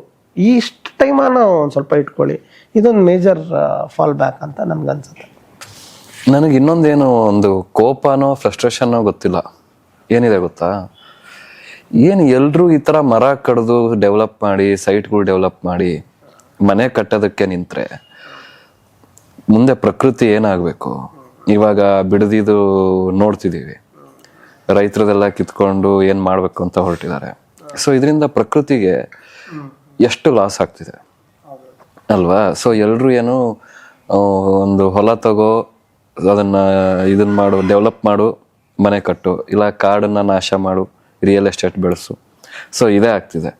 ಸೊ ಇದನ್ನ ಆ್ಯಸ್ ಅ ಸಿವಿಲ್ ಇಂಜಿನಿಯರ್ ನಾನು ತಲೆಯಲ್ಲಿ ಇಟ್ಕೋತೀನಪ್ಪ ಅಂದರೆ, ಅಥವಾ ಈಗ ನಾನೊಂದು ಮನೆ ಕಟ್ತೀನಿ, ಬಟ್ ಅದರಿಂದ ನಾನು ಪ್ರಕೃತಿಗೂ ನಾಶ ಆಗಬಾರ್ದು, ಆ ರೀತಿ ನಾನೇನಾದರೂ ಮಾಡ್ಬೋದು ಅಂದರೆ ಏನು ಮಾಡಬೇಕು? ಇಲ್ಲ, ನನಗೂ ತುಂಬ ಕಾಡಿರೋ ಪ್ರಶ್ನೆ ಅದೇ ನೀವು ಹೇಳೋ ರೀತಿ. ಅದಕ್ಕೆ ನನಗೆ ಯಾವಾಗ ನನಗೆ ಮರ ತುಂಬ ಕಡಿತಾ ಇದ್ದೀನಿ ಅಂತ ಅನಿಸ್ತು, ನಮ್ಮ ತೋಟದಲ್ಲಿ ಫಸ್ಟ್ ನಾವು ಮರ ನೆಡೋಣ, 1 ಎಕರೆಯಲ್ಲಿ ನಾವು ಮರ ನೆಡೋಣ ಅಂತೇಳಿ ಒಂದು 200 ಮರ 1 ಎಕರೆಯಲ್ಲಿ ಆಯಿತು. ಫಸ್ಟ್ ನಾನು ಮರ ನೆಟ್ಟೆ, ಮಹಾಗನಿ ಮರ ನೆಟ್ಟೆ, ನೋಡೋಣ ಹೆಂಗೆ ಅನ್ಸುತ್ತೆ. ಸುಮ್ಮನೆ ಹೇಳಿದ್ರೆ ಆಗೋಯ್ತಾ, ಒಂದಾದರೂ ಮರ ನಮ್ಮ ಲೈಫಲ್ಲಿ ನೆಟ್ಟಬೇಕಲ್ವ ನಾವು ಫಸ್ಟು ಅಂಥೇಳಿ ನಮ್ಮ ಅಪ್ಪ ಅಮ್ಮಂಗೂ ಭಾಳ ಆಸೆ ಇತ್ತು. ಅವರು ಪಬ್ಲಿಕ್ ಮರಗಳನ್ನ ನೆಡ್ತಾಯಿದ್ರು, ನಾನು ಹೋಗಿ ನಮ್ಮ ತೋಟದಲ್ಲಿ ನೆಟ್ಟೆ. ಆವಾಗ ಅರ್ಥ ಆಯಿತು, ತುಂಬ ಸಿಂಪಲ್ ಅಲ್ವಾ, ನಾವು ಯಾಕೆ ಇದನ್ನು ಮಾಡ್ತಾ ಇಲ್ಲ ಅಂತ ಅನಿಸ್ತು. ಆಮೇಲೆ ಅದನ್ನು ನಾನು ಸ್ಕೇಲ್ ಮಾಡೋಕ್ಕಾಗಿಲ್ಲ, ಎಲ್ಲ ಕಡೆ ಮರ ಕಟ್ಟೋಕ್ಕಾಗಿಲ್ಲ. ಬಟ್ ಈ ಪ್ರಶ್ನೆ ನನಗೂ ತುಂಬ ಕಾಡಿದೆ. ಆದರೆ ಏನಾಗುತ್ತೆ, ನಾವೀಗೊಂದು ಬಿಲ್ಡಿಂಗ್ ಕಟ್ಕೊಂಡಾಗ ವಿತೌಟ್ ಇವಾಗ ಇಲ್ಲೊಂದು ಈ ಪ್ಲಾಟಲ್ಲಿ ಎಷ್ಟೋ ತೆಂಗಿನ ಮರ ನಾವೇ ತೆಗ್ದಿದ್ದೀವಿ, ಪೂಜೆ ಮಾಡಿ ತೆಗ್ದಿದ್ದೀವಿ, ಇಲ್ಲ ಅಂತಲ್ಲ, ಬಟ್ ತೆಗಿಲೇಬೇಕು. ತೆಂಗಿನ ಮರ ಇಟ್ಕೊಂಡು ಡಿಸೈನೇ ಮಾಡೋಕ್ಕಾಗಲ್ಲ, ಆ ರೀತಿ ಬಂದ್ಬಿಡುತ್ತೆ ಒಂದೊಂದು ಕಡೆ. ಕ್ಲೈಂಟ್ಸ್ ಕೆಲವೊಮ್ಮೆ ಓಪನ್ ಇದ್ದಾಗ ಅದನ್ನು ಕೋರ್ಟ್ಯಾರ್ಡ್ ಥರ ಮಾಡ್ತೀವಿ, ಯಾವ ರೀತಿ ಉಳಿಸ್ಕೋಬೋದು. ನಂದೇ ಸ್ವಂತ ಬಿಲ್ಡಿಂಗ್ ಕಟ್ಟಿದಾಗ ನಾವು ಉಳಿಸ್ಕೊಂಡಿದ್ದೀನಿ, ನಾವು ಅದನ್ನು ಕಟ್ ಮಾಡಿಲ್ಲ. ಬಟ್ ಎಲ್ಲ ರೀತಿ ಡಿಸೈನ್ ಒಪ್ಪೋ ಥರನೂ ಜನ ಇರಲ್ಲ. ಅದನ್ನು ಒಂದು ಮರದ ಜೊತೆಗೆ ನಾವು ಹೆಂಗೆ ಡಿಸೈನ್ ಮಾಡ್ಕೊಳ್ಳೋ ಅಷ್ಟು ಓಪನ್ನೆಸ್ಸು ಕ್ಲೈಂಟಿಗೂ ಇರಬೇಕಾಗತ್ತೆ. ಆ ಡಿಮ್ಯಾಂಡ್ ಇಲ್ಲ ಅಂದರೆ ನಾವು ಏನೋ ಮಾಡೋಕ್ಕಾಗಲ್ಲ. ಈಗ ಮಾಸ್ ಇದಕ್ಕೆ ಅಂತ ಬಂದರೆ ನೀವು ಹೇಳ್ತಾ ಇದ್ರಲ್ಲ, ಎಲ್ಲ ಕಡೆ ನಾವು ಲೇಔಟ್ ಮಾಡಿಬಿಟ್ರೆ ಹೆಂಗೆ, ಎಲ್ಲ ನಾವು ಡೆಮಾಲಿಷ್ ಮಾಡಿದ್ರೆ ಹೆಂಗೆ ಅಂತ. ಮತ್ತೆ ಗೌರ್ಮೆಂಟಿಂದ ಕವರೇಜ್, ಈಗೇನು ಗ್ರೀನ್ ಝೋನ್ ಇದೆ, ಯೆಲ್ಲೋ ಝೋನ್ ಇದೆ, ಎಷ್ಟು ನಾವು ಕಟ್ಟಬೇಕು, ಎಷ್ಟು ಪಾಪ್ಯುಲೇಷನ್ ಇದೆ, ಯಾವ ರೀತಿ ಬರಬೇಕು, ಇದೆಲ್ಲನೂ ನಾವು ಓವರಾಲ್ ಆಗಿ ನಾವು ನೋಡ್ಬೇಕಾಗತ್ತೆ. ನಮ್ಮಲ್ಲಿ ಮಾಸ್ಟರ್ ಪ್ಲಾನ್ ಮಾಡಿ ಎಷ್ಟು ವರ್ಷ ಆಯಿತು, ನಾವು ಅಪ್ಡೇಟೆಡ್ ಮಾಸ್ಟರ್ ಪ್ಲಾನೇ ಮಾಡಲಿಲ್ಲ ನಮ್ಮ ಸಿಟಿಗೆ. ಏನಕ್ಕೆ ಮಾಡಲಿಲ್ಲ ನಮಗೆ ಗೊತ್ತಿಲ್ಲ. ನಾವು ಟನಲ್ ರೋಡ್ನೇ ನಾವು ಮಹತ್ವ ಕೊಟ್ಟರೆ, ಇರೋ ಮೆಟ್ರೋ ಲೈನ್ಸ್ನ ಪಬ್ಲಿಕ್ ನೆಟ್ವರ್ಕ್ ಚೆನ್ನಾಗಿ ಆಗ್ಬೇಕು ಫಸ್ಟ್, ಆಮೇಲೆ ಇಂಡಿವಿಜುವಾಲಿಟಿಗೆ ಬರ್ಬೇಕಾಗತ್ತೆ. ಪಬ್ಲಿಕ್ ಜನ ಬೇಗ ಒಂದು ಸ್ಪೇಸಿಂದ ಇನ್ನೊಂದು ಸ್ಪೇಸ್ಗೆ ಹೋಗ್ಬೇಕು.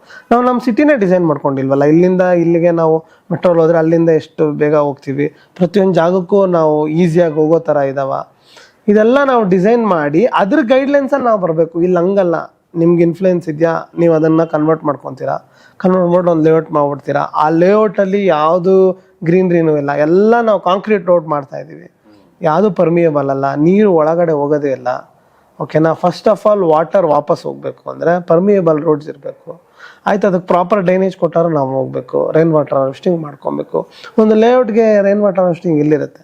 ನನ್ನ ಡ್ರೀಮ್ ಕೂಡ ಅದೇ, ಮೋಸ್ಟ್ ಎಕೋ ಫ್ರೆಂಡ್ಲಿ ಲೇಔಟ್ ನಾವು ಹೆಂಗೆ ಕಟ್ಬೋದು ಅನ್ನೋದು ಕೂಡ ನಾವು ಥಿಂಕ್ ಮಾಡಿ ಇಟ್ಕೊತಾ ಇದ್ದೀನಿ. ಬಟ್ ಇನ್ನೂ ನಾವೇನು ಸ್ಟಾರ್ಟ್ ಮಾಡಿಲ್ಲ. ಈ ರೀತಿ ಆ ಎಕೋ ಫ್ರೆಂಡ್ಲಿ ಅನ್ನೋದು ಇಲ್ವೇ ಇಲ್ಲ, ಥಾಟೇ ಇಲ್ಲ. ಕಟ್ಬೇಕಾರೆ ನಮಗೆ ಆ ಗೌರ್ಮೆಂಟಿಂದ ಕೆಲವೊಂದು ರೆಗ್ಯುಲೇಷನ್ಸ್ ಬರಲೇಬೇಕಾಗತ್ತೆ. ಅವರು ರಾಜಕೀಯದವರಾಗಿರಲಿ ಅಥವಾ ಬೇರೆಯವರಾಗಿರಲಿ, ಆ ಝೋನ್ಗೆ ಲಿಮಿಟ್ ಮಾಡ್ಕೊಬೇಕು. Green zone, yellow zone, Bengaluru ಇದರಿಂದಾನೇ ಹಾಳಾಗ್ತಿರೋದು ಇವಾಗ.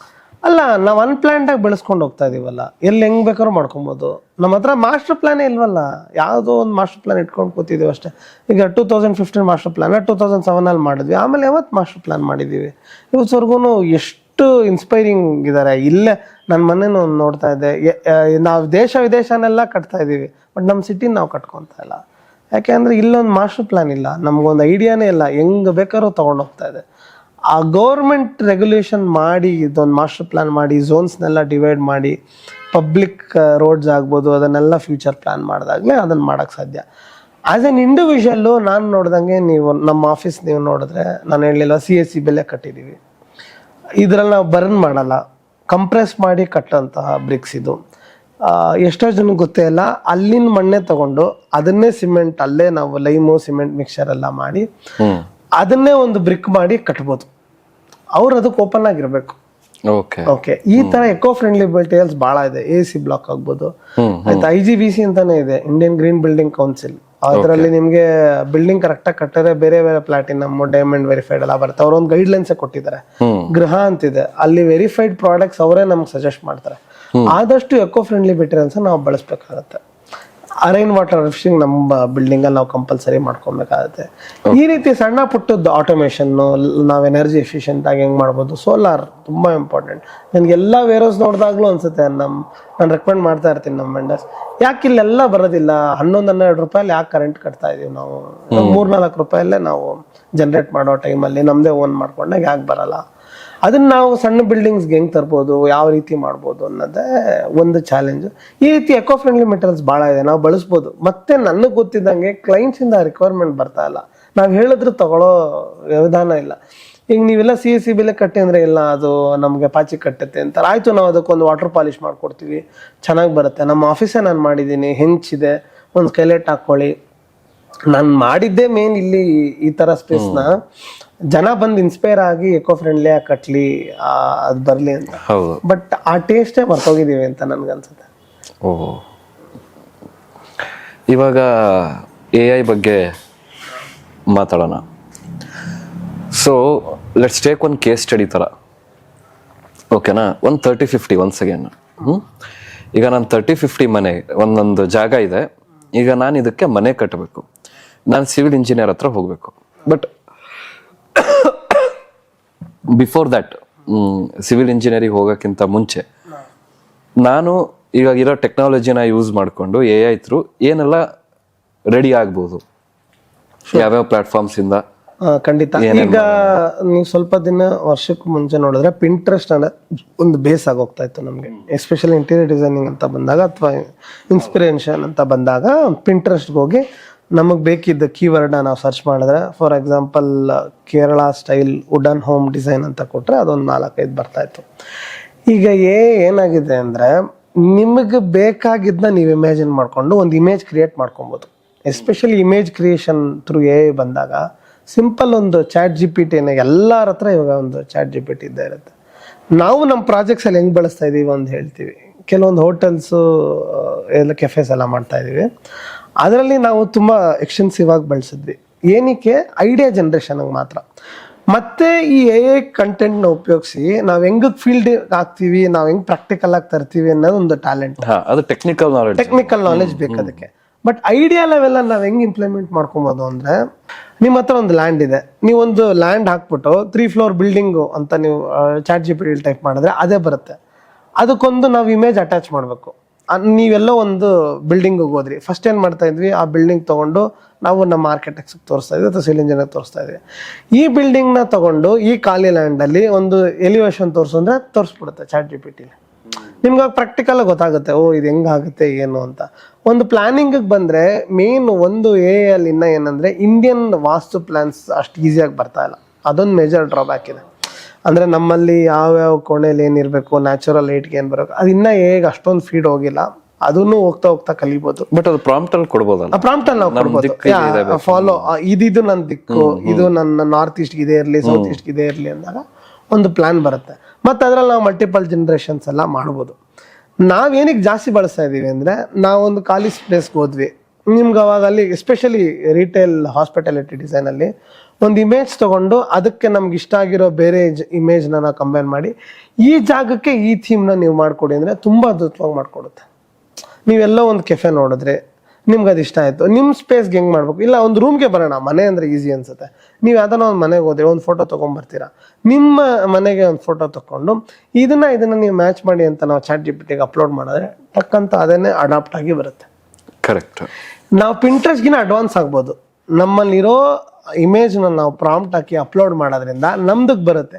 ಇದನ್ನ ನೀವು ತಗೊಂಡ್ಬಂದಾಗ ನಮ್ಗೊಂದು ಐಡಿಯಾ ಬರುತ್ತೆ, ಓಹೋ ಇವ್ರಿಗೆ ಈ ತರ ಇಷ್ಟಪಡ್ತಾ ಇದಾರೆ, ಇವ್ರಿಗೆ ಈ ಥೀಮ್ ಇಷ್ಟ ಆಯ್ತು. ಒಂದು ಇಮೇಜ್ ಬಂದ್ರೆ ಅದನ್ನ ಮಲ್ಟಿಪಲ್ ಕರೆಕ್ಷನ್ಸ್ ಮಾಡೋದು easy. Okay, change the colour to red to yellow, ಆ ಥರ ಏನ್ ಬೇಕಾದ್ರೂ ಮಾಡ್ಕೊಬೋದು. ಈ ರೀತಿ ಬಂದಾಗ ನಿಮ್ದು ಬೇರೆ ಬೇರೆ ಕಾನ್ಸೆಪ್ಟ್ಸ್ನ ನಮಗೆ ಎಕ್ಸ್ಪ್ಲೇನ್ ಮಾಡೋಕ್ಕೂ ಈಸಿ ಆಗುತ್ತೆ. ಆಮೇಲೆ ಯಾವುದೇ ಒಂದು ಮನೆ ಆಗಲಿ ಒಂದು ಕೊಲಾಬ್ರೇಟಿವ್ ವರ್ಕ್ ಹೆಂಗನಾಗ್ಲಿ ಸರ್, ನಮಗೆ ಸಖತ್ತಾಗಿರ್ಬೇಕು ಅಂದ್ರೆ ನಾವು ಏನು ಬೇಸ್ ಇಟ್ಕೊಂಡು ಡಿಸೈನ್ ಮಾಡೋಣ. ನಿಮ್ಗೆ ಏನು ಇಷ್ಟ, ಯಾವ್ದು ಇಷ್ಟಪಡ್ತಾ ಇದ್ದೀರಾ, ನೀವು ಯಾವ ಸ್ಪೇಸ್ಗೆ ಹೋಗಿದ್ದೀರಾ, ಯಾವ ಮನೇಲಿ ಏನೇನು ಇಷ್ಟ ಆಯಿತು, ಈ ಥರ ಥ್ರೂ ಕಂಟೆಂಟ್ ನಮಗೂ ತೊಗೊಂಬಂದಾಗ ನಾವು ಏನು ಮಾಡ್ತೀವಿ, ಫಸ್ಟ್ ಐಡಿಯಾ ಜನ್ರೇಷನ್ ಅಲ್ಲಿ ಏನ ಜಾಸ್ತಿ ಬಳಸ್ತೀವಿ. ಯಾಕಂದರೆ ನೀವೇನು ಮಾಡಬೇಕು ಅಂದ್ರೆ, ಮೊದಲೇನು ಮಾಡ್ತಾ ಇದ್ವಿ, 3ds Max ಆ ಥರದ್ರಲ್ಲಿ ಮಾಡೆಲ್ ಮಾಡಿ ಅದರಲ್ಲೇ ನಾವು ರೆಂಡರ್ ಹಾಕಿ ಇಮೇಜ್ ತೋರಿಸಿ ಗಂಟೆ ಕಾದು ನಿಮಗೆ ಕೊಡ್ತಾ ಇದ್ವಿ. ಅದು ಇಷ್ಟ ಆಗಿಲ್ವಾ, ಮತ್ತೆ ನಾವು ಮಾಡೆಲಿಂಗ್ ಮಾಡಿ ಮತ್ತೊಂದು ಮಾಡ್ತೇವೆ. ಇವಾಗ ತುಂಬಾ ಸಿಂಪಲ್ ಬೇಸಿಕ್ ಮಾಡಲ್ ನಾವು ಸ್ಕೆಚಪ್ ಅಲ್ಲಿ ಮಾಡಿದ್ರು AI ಟೂಲ್ಸ್ ಇಂದ ಫುಲ್ 3D ಅದರಲ್ಲೇ ಬಂದ್ಬಿಡುತ್ತೆ. ನಿಮ್ಗೆ ನಾವು ಪ್ರಾಕ್ಟಿಕಲಿ ಮಾಡಿರೋ 4-5 ಒಂದೇ ಇಮೇಜ್ ತಗೊಂಡು ನಾವು ಮಲ್ಟಿಪಲ್ ಜನರೇಷನ್ ಥ್ರೂ, ನನಗೆ ಇಲ್ಲ ರಸ್ಟಿಕ್ ಥೀಮ್ ಇಷ್ಟ ಆಗಿಲ್ಲ, ಇದಕ್ಕೊಂದು ಬೇರೆ ಥೀಮ್ ಮಾಡರ್ನ್ ಥೀಮ್ ಕೊಡಿ ಅಂದ್ರೆ AI ಅಲ್ಲೇ ಬಂದ್ಬಿಡುತ್ತೆ. ಐಡಿಯಾ ಜನರೇಷನ್ ಅಲ್ಲಿ ನಾವು ತುಂಬಾ ಬಳಸ್ತಾ ಇದೀವಿ. ಈ ತರ ಐಡಿಯಾ ಜನರೇಷನ್ ನಾವು ಪ್ರೆಸೆಂಟೇಷನ್ಸ್ ಮುಖಾಂತರ, ಇಮೇಜಸ್ ಮುಖಾಂತರ ನಾವು ಕಂಡಿಡ್ಕೊಂಡು ಅದ ನಂತರ ಪ್ರಾಕ್ಟಿಕಲ್ ಆಗಿ, ಓಹೋ ಈ ಕಲರ್ ಬರ್ಬೇಕಂದ್ರೆ ಯಾವ ಪೇಂಟ್ ಬಳಸ್ಬೇಕು, ಯಾವ ಕಂಪ್ನಿಗೆ ಹೋಗ್ಬೇಕು, ಈ ಲೂವರ್ಸ್ ಯಾವ ಶೇಡು ಯಾವ ಕಂಪ್ನಿಲಿದೆ, ಈ ಲ್ಯಾಮಿನೇಟು ಎಲ್ಲಿಂದ ತಗೊಂಡ್ಬರ್ಬೋದು, ಇದಕ್ಕೆ ಪ್ಲೈವುಡ್ ಹಾಕಿದ್ರೆ ಬೆಟರಾ, ಇದಕ್ಕೆ ಸ್ಟ್ರೆಂತ್ ಏನು, ಇದಕ್ಕೆ ಏನ್ ಬಡ್ಜೆಟ್ ಆಗುತ್ತೆ, ಅಲ್ಲಿಗೆ ಬರ್ತೀವಿ. ಬಟ್ ಐಡಿಯಾ ಜನರೇಷನ್ ಅಲ್ಲಿ, ಥೀಮ್ ಕ್ರಿಯೇಷನ್ ಅಲ್ಲಿ ತುಂಬಾನೇ ಹೆಲ್ಪ್ ಮಾಡ್ತಾ ಇದೆ. ನಮ್ದು ರೆಂಡರಿಂಗ್ ಪ್ರೊಸೆಸ್ ತುಂಬಾ ಈಸಿಯಾಗಿ ಆಗ್ತಾ ಇದೆ. ಸೊ ಈಗ ನೀವು ಮಾಡ್ತಿರೋ ಪ್ರಾಜೆಕ್ಟ್ಗಳಲ್ಲಿ ಯಾವ್ದಾದ್ರು ತುಂಬಾ ಕ್ರಿಯೇಟಿವ್ ಆಗಿ ಹಿಂಗ್ ಮಾಡ್ತಿದೀವಿ ಅನ್ನೋ ತರ ಇದೆಯಾ, ಅಥವಾ ಯಾವ್ದಾದ್ರು ಮಾಡಿದೀರಾ? ಹೌದು, ಅಂದ್ರೆ ಫಸ್ಟ್ ನನಗೆ ತುಂಬಾ ಸ್ಯಾಟಿಸ್ಫೈ ಆಗಿದ್ದು ಪ್ರಾಜೆಕ್ಟ್ ಬಂದು ನಮ್ಮ ಆಫೀಸೇ. ಯಾರೇ ಬಂದು ನೋಡೋರು ತುಂಬಾ ಚೆನ್ನಾಗಿದೆ ಅನ್ಸುತ್ತೆ. ನಾವು ಡೈಲಿ ವರ್ಕ್ ಮಾಡ್ಬೇಕಾದ್ರೆ, ಯಾಕಂದ್ರೆ ನಮ್ದೇ ಥೀಮ್ ನಮ್ದೇ ವಿಷನ್ ಇಟ್ಕೊಂಡು ಯಾವ ರೀತಿ ಮಾಡ್ಬೋದು ಅಂತ ಮಾಡಿದ್ವಿ. ಈಗ ಇತ್ತೀಚೆಗೆ ಮನೆಗಳನ್ನ ಬಿಟ್ಟು ಒಂದು ಹಾಸ್ಪಿಟಾಲಿಟಿ ಬಂದಾಗ ಒಂದು ತುಂಬಾ ಯುನಿಕ್ ಆಗಿರೋದು ಮಾಡ್ಬೇಕು ಅಂತ ಇತ್ತು. ನಮ್ಮ ಫ್ರೆಂಡ್ ಮುಖಾಂತರ ಒಬ್ರು ಕಿಶೋರ್ ಅಂತ ಪರಿಚಯ ಆದ್ರು. ಹೋಟೆಲ್ ನಿರಂತರಂ ಅಂತೇಳಿ ಲಾಲ್ಬಾಗ್ ರೋಡ್ ಇದೆಯಲ್ಲ, ಅದ್ರ ಹತ್ರ ಮಾಡ್ತಾ ಇದೀವಿ. ಅಲ್ಲೂ ಅದು ಆಲ್ರೆಡಿ ಒಂದು ಟೆಂಪಲ್ ಡಿಸೈನ್ ತರ ಅವರು ಆಗಿದ್ರು. ಬಟ್ ಅದ್ರಲ್ಲಿ ನಾವೇನೇನು ಕ್ರಿಯೇಟಿವ್ ಆಗಿ ಮಾಡ್ಬೋದು, ಏನ್ ಮಾಡ್ಬೋದು, ಓನರ್ ಕೂಡ ತುಂಬಾ ಕ್ರಿಯೇಟಿವ್ ಆಗಿದ್ರು. ಅವ್ರ ಜೊತೆ ನಾವು ಕೂತ್ ಮಾಡಿದಾಗ ಎಷ್ಟೊಂದು ಯುನಿಕ್ ಪ್ರಾಡಕ್ಟ್ಸ್ನ ಅಲ್ಲಿ ನಾವು ತಂದಿದ್ದೀವಿ. ಅಂದರೆ ಸ್ಕೈಲೈಟ್ ಯೂಶಲಿ ಇರುತ್ತೆ, ಅಲ್ಲಿ ನಾವು ಆರ್ಟಿಫಿಷಿಯಲ್ ಒಂದು ಬಳಸಿ ಮತ್ತೆ ನಾವು ಸ್ಕೈಲೈಟ್ ಥರ ಆರ್ಟಿಫಿಷಿಯಲ್ ಆಗಿ ಕ್ರಿಯೇಟ್ ಮಾಡಿ ನ್ಯಾಚುರಲ್ ಸ್ಕೈಲೈಟ್ ಬಿಟ್ಟು ಅದನ್ನು ನಾವು ಸ್ಟ್ರೆಚ್ ಸೀಲಿಂಗ್ ಅಂತ ಹೇಳ್ತೀವಿ, ಅದನ್ನು ಬಳಸಿ ಅದರೊಳಗಡೆಯಿಂದ ನೀರು ಬರೋ ಥರ ಮಾಡಿ ಒಂದು ಸಣ್ಣ ಫೌಂಟೈನ್ ಥರ ಮಾಡಿ ಅದರ ವಿಜುವಲ್ಸ್ನು ಇದ್ರ ಜೊತೆಗೆ ಹಾಕೋಣ ಮಾಡಿದ್ವಿ. ನಾನು ಹೇಳದ್ನಲ್ಲ ಏನು ತುಂಬ ಎಕ್ಸ್ಟೆನ್ಸಿವ್ ಆಗಿ ನಾವು ಡಿಸೈನ್ ಕಾನ್ಸೆಪ್ಟ್ಸ್ ಅವೆಲ್ಲ ಬಳಸಿದ್ವಿ, ಮಾಡೆಲ್ ಮಾಡ್ತಾ ಇದ್ವಿ, ಸೈಡ್ಗೆ ಹೋಗಿ ತೊಗೊಂಬಂದ್ವಿ. ಅದರಲ್ಲಿ ನಾವು PU ಪ್ಯಾನಲ್ಸ್ ಅಂತ ಬಳಸಿದ್ದೀವಿ, ಅದು ಕೂಡ ಅಷ್ಟೇ ರಾಕಿ ಟೆಕ್ಸ್ಚರ್ ಕೊಡುತ್ತೆ, ಅದು ಚೆನ್ನಾಗಿರುತ್ತೆ, ಅದೊಂದು ಬಳಸಿ. ಮತ್ತು ನಾವಲ್ಲಿ ಕಾಂಬಿನೇಷನ್ ಆಫ್ ಸ್ಟೋನ್ ಮತ್ತು ACP ಬಂತು, ಅದನ್ನು ನಾವು ಯಾವ ರೀತಿ ಮಾಡ್ಬೋದು ಅದನ್ನೆಲ್ಲ ಮಾಡಿದ್ವಿ. ಬಟ್ ಸ್ಟೋನ್ ಟೆಕ್ಸ್ಚರೇ ಫುಲ್ ಬಿಲ್ಡಿಂಗ್ ಎಲಿವೇಶನಲ್ಲಿ ಕಾಣಬೇಕು ಅಂತ ಬಂದಾಗ ನಾವೇನು ಮಾಡಿದ್ವಿ, ಏಷ್ಯನ್ ಪೇಂಟ್ಸ್ ಅವ್ರದ್ದೇ ಒಂದು ಗ್ರೆನೇಜಿಯಾ ಅಂತ ಒಂದು ಸ್ಟೋನ್ ಟೆಕ್ಸ್ಚರ್ ಇದೆ, ಅದು ತುಂಬ ಚೆನ್ನಾಗಿದೆ, ಅದು ಅದ್ಭುತವಾಗಿರೋ ಮೆಟೀರಿಯಲ್. ಯಾರನ್ನ ಅಲ್ಲೋಗಿ ನೋಡಿದ್ರೆ ಅದು ಕಲ್ಲೇ ಅಂತ ಅನ್ಕೊಂತಾರೆ, ಮುಟ್ಟಿದ್ರೆ ಕೂಡ ಕಲ್ ಥರನೇ ಫೀಲ್ ಇದೆ. ಇಂಡಿಯನ್ ಟೆಕ್ಸ್ಚರ್ಸ್ ಅಂತ ಹೇಳ್ತೀವಿ ನಾವು ಅದನ್ನು ನಾವಲ್ಲಿ ಸ್ಪ್ರೇ ಮಾಡಿ ನೋಡಿದಾಗ ತುಂಬ ಅದ್ಭುತವಾಗಿ ಬಂತು. ಈ ಥರ ಎಷ್ಟೊಂದು ಯುನೀಕ್ ಮಾಡಿದ್ದೀವಿ. ಬಟ್ ಓವರ್ ಆಲ್ ಆಗಿ ತುಂಬ ಚೆನ್ನಾಗಿ ಬಂದಿದೆ ಔಟ್ಪುಟ್. ನನಗೂ ಪರ್ಸ್ನಲಿ ಭಾಳ ಫೇವ್ರೇಟು. ಮೇಲ್ಗಡೆ ಡೈನಿಂಗ್ ಇದೆ, ಕೆಳಗಡೆ ಸೆಲ್ಫ್ ಚೆಕಿನ್ ಇದೆ, ಅಲ್ಲಿ ಯಾರು ಬೇಕಾದ್ರೂ ಹೋಗಿ ವಿಸಿಟು ಮಾಡ್ಬೋದು. ಚೆನ್ನಾಗಿರೋ ಪ್ರಾಜೆಕ್ಟು, ಒಳ್ಳೆ ಕೊಲಾಬ್ರೇಷನಲ್ಲಿ ಮಾಡಿದ್ದೀವಿ. ಆನ್ ಗೋಯಿಂಗ್ ವರ್ಕ್ ನಡೀತಾ ಇದೆ, ಸಣ್ಣದಾಗಿ ಓಪನ್ ಮಾಡಿದ್ರು, ಬಟ್ ಇನ್ನೊಂದು ಮಂತಲ್ಲಿ ಓಪನ್ ಆಗ್ಬೋದು, ಎಲ್ಲ ವೀಕ್ಷಕರು ಹೋಗಿ ನೋಡ್ಬೋದು. ನನಗದೊಂದು ಸ್ಯಾಟಿಸ್ಫ್ಯಾಕ್ಷನ್ ಕೊಟ್ಟಿರೋ ಪ್ರಾಜೆಕ್ಟ್. ಅವ್ರದ್ದೇ ನೆಕ್ಸ್ಟ್ ಇವಾಗ ವಿಕ್ಟೋರಿಯನ್ ಥೀಮಲ್ಲಿ ಒಂದು ಕೇಕ್, ಅವ್ರದ್ದೇ ಒಂದು ಜೆಲಾಟೋ ಕೇಕ್ಸು ಆ ಥರದ್ದು ಬಗ್ಗೆ ವರ್ಕ್ ಮಾಡ್ತಾ ಇದ್ದೀವಿ. ಅದು ತುಂಬ ಯುನೀಕ್ ಆಗಿರುತ್ತೆ. ಅವ್ರ ಕಾಂಬಿನೇಷನಲ್ಲಿ ಅದೇ ಹೇಳಲಿಲ್ಲ, ಕ್ಲೈಂಟ್ಗೂ ಟೇಸ್ಟ್ ಇದ್ದಾಗ ನಮ್ಗೆ ಎಷ್ಟು ಮಜಾ ಬರುತ್ತೆ ಅಂತ. ಈಗ ಬರ್ತಾ ಇದೆ, ಅದನ್ನು ಡಿಸೈನ್ ಮಾಡೋಕ್ಕೆ ಸ್ಟಾರ್ಟ್ ಮಾಡಿದ್ದೀವಿ, ನೋಡೋಣ ಹೆಂಗೆ ಬರುತ್ತೆ ಅಂತ. ಇದು ಹಾಸ್ಪಿಟಾಲಿಟಿಲಿ ಬಂದಾಗ ನನಗೆ ಆಯಿತು. ಅದೇ ಇವಾಗ ಬೇರೆಯವ್ರಿಗೆ ಏನು ಬೇಕು ಟೇಸ್ಟ್ ಅನ್ನೋದ್ರ ಮೇಲೆ ಮಾಡ್ತಾ ಇದ್ವಿ. ಬಟ್ ನಾವೊಂದು ಬೊಟಿಕ್ ಹೋಮ್ಸ್ ಥರ ಮಾಡೋಣ ಅಂತ ಸೈಟ್ ಎಲ್ಲ ಅದೇ ಹುಡುಕ್ತಾ ಇದ್ದೀವಿ. ಒಂದೊಳ್ಳೆ ಕಾರ್ನರ್ ಪ್ಲಾಟು ಅಥವಾ ಡಿಸೈನ್ ಮಾಡೋಕ್ಕೆ ತಕ್ಕಂಥ ಪ್ಲಾಟ್ ಸಿಕ್ಕಿದ್ರೆ, ಸ್ಪ್ಲಿಟ್ ಲೆವೆಲ್ಸ್ ಅಂತ ಇದೆ, ಮೆಜ್ನೈನ್ ಲೆವೆಲ್ಸ್ ಅಂತ ಇದೆ, ನಮ್ಗೆ ಎಕ್ಸ್ಪೆರಿಮೆಂಟ್ ಮಾಡೋಕ್ಕೆ ತುಂಬ ಅವಕಾಶ ಸಿಗುತ್ತೆ. ನಾವೇ ಬಿಲ್ಡರ್ ಆದಾಗ, ಮೇನ್ ಉದ್ದೇಶ ನನ್ನ ಬಿಲ್ಡರ್ ಆಗೋಕ್ಕದೆ, ನಮ್ಮ ಸ್ಪೇಸಸ್ ಮೇಲೆ ನಾವು ಎಕ್ಸ್ಪೆರಿಮೆಂಟ್ ಅಂತಲೇ ಅಲ್ಲ, ಒಳ್ಳೆ ಡಿಸೈನ್ ಥಾಟ್ ಕೊಡ್ಬೋದು, ಹೆಂಗೆ ಇಂಟಿಗ್ರೇಟ್ ಮಾಡ್ಬೋದು ನಾವು ಲ್ಯಾಂಡ್ಸ್ಕೇಪಿಂಗ್ನ, ಬಿಲ್ಡಿಂಗ್ನ, ಹೆಂಗೆ ಯುನೀಕ್ನೆಸ್ ತರ್ಬೋದು ಅಂತ. ಎಲ್ರಿಗೂ ಏನಾಗುತ್ತೆ, ನಾವೇನೇ ವಿಜುವಲೈಸೇಷನ್ ಕೊಟ್ಟರು ಅರ್ಥ ಆಗಲ್ಲ, ಹೌದು, ಮಾಡಿ ತೋರಿಸಿದ್ಮೇಲೆ ಇಷ್ಟ ಆಗುತ್ತೆ. ನನ್ನ solid example again my office, ಬಂದವರೆಲ್ಲ ತುಂಬ ಚೆನ್ನಾಗಿದೆ ಅಂತ ಹೇಳ್ತಾರೆ. ಮಾಡಿದ್ಮೇಲೆ ಎಲ್ರಿಗೂ ಇಷ್ಟ ಆಯಿತು, ಬಟ್ ಅದನ್ನು ಮಾಡಬೇಕಾದ್ರೆ ಎಲ್ರಿಗೂ ಡೌಟ್ ಇತ್ತು, ಇದೇನು ಚೈನಾದಿಂದ ಒಂದಷ್ಟು ಫರ್ನಿಚರ್ ತಂದ್ವಿ, ಅದು ಬೇರೆ ಕಲರ್ಸು, ವಾಲ್ಸ್ ನೋಡಿದ್ರೆ ಈ ಥರ ಇದ್ದಾವೆ ಅಂತ. ಬಟ್ ಓವರ್ ಆಲ್ ಕಾಂಬಿನೇಷನ್ ಈಗ ಬಂದವರೆಲ್ಲನೂ ಖುಷಿ ಪಟ್ಟಿದ್ದಾರೆ, ಚೆನ್ನಾಗಿದೆ ಆಫೀಸ್. ಈ ರೀತಿ ನನಗೆ ಬೊಟಿಕ್ ಹೋಮ್ಸ್ ಮಾಡಬೇಕು, ಯುನೀಕ್ ಆಗಿರೋ ಕಾಂಬಿನೇಷನ್ಸ್ ಟ್ರೈ ಮಾಡಬೇಕು, ಒಂದೇ ಥೀಮಲ್ಲ 2-3 ಥೀಮ್ನ ಮಿಕ್ಸ್ ಮಾಡಿನೂ ಬ್ಲೆಂಡ್ ಆಗೋ ಥರ ಯಾವ ರೀತಿ ಮಾಡ್ಬೋದು, ಈ ಥರದನ್ನು ಮಾಡೋಣ ಅಂತಿದ್ದೀವಿ. May be in 1 or 2 years ಅದು ರೆಡಿ ಆದರೆ ಸೇಲ್ಗೋಸ್ಕರನೇ. ಆ ಥರ ನೀವೆಲ್ಲೇ ಸೇಲ್ ಬಿಲ್ಡಿಂಗ್ ಹೋದ್ರೂ ಹಳೇ ಥರ ಎಲ್ಲೋ ಚೆನ್ನಾಗಿಲ್ದೇ ಇರೋ ಅಂತ ಅನ್ನೋ ಫೀಲ್ ಬರುತ್ತೆ. ಬಟ್ ಎಕ್ಸ್ಕ್ಲೂಸಿವ್ ಬೊಟಿಕ್ ಹೋಮ್ಸ್ನ ಕಟ್ಟಿ ಮಾರೋಣ ಅನ್ನೋ ವಿಷನ್ ಕೂಡ ಇದೆ. Super sir, thank you so much. ಇಷ್ಟೊತ್ತು ಯೂಕಿಂಗ್ ಜೊತೆಗೆ ನೀವು ಕೂಡ ಹೊಸ್ತನ್ನ ಕಲ್ತ್ಕೊಂಡಿದ್ದೀರಾ ಅಂತ ನನಗೆ ಗೊತ್ತಾಯ್ತು. ಸೊ ಈ ಎಪಿಸೋಡಿಂದ ನೀವೇನು ಕಲ್ತ್ಕೊಂಡಿದ್ದೀರಾ ಅನ್ನೋದನ್ನ ಕೆಳಗಡೆ ಕಮೆಂಟ್ ಮಾಡಿ. ಅಷ್ಟೇ ಅಲ್ಲ, ಯೂಕಿಂಗಿಗೆ ಸಬ್ಸ್ಕ್ರೈಬ್ ಮಾಡಿ, ಇನ್ಸ್ಟಾಗ್ರಾಮಲ್ಲೂ ನನ್ನನ್ನು ಫಾಲೋ ಮಾಡಿ.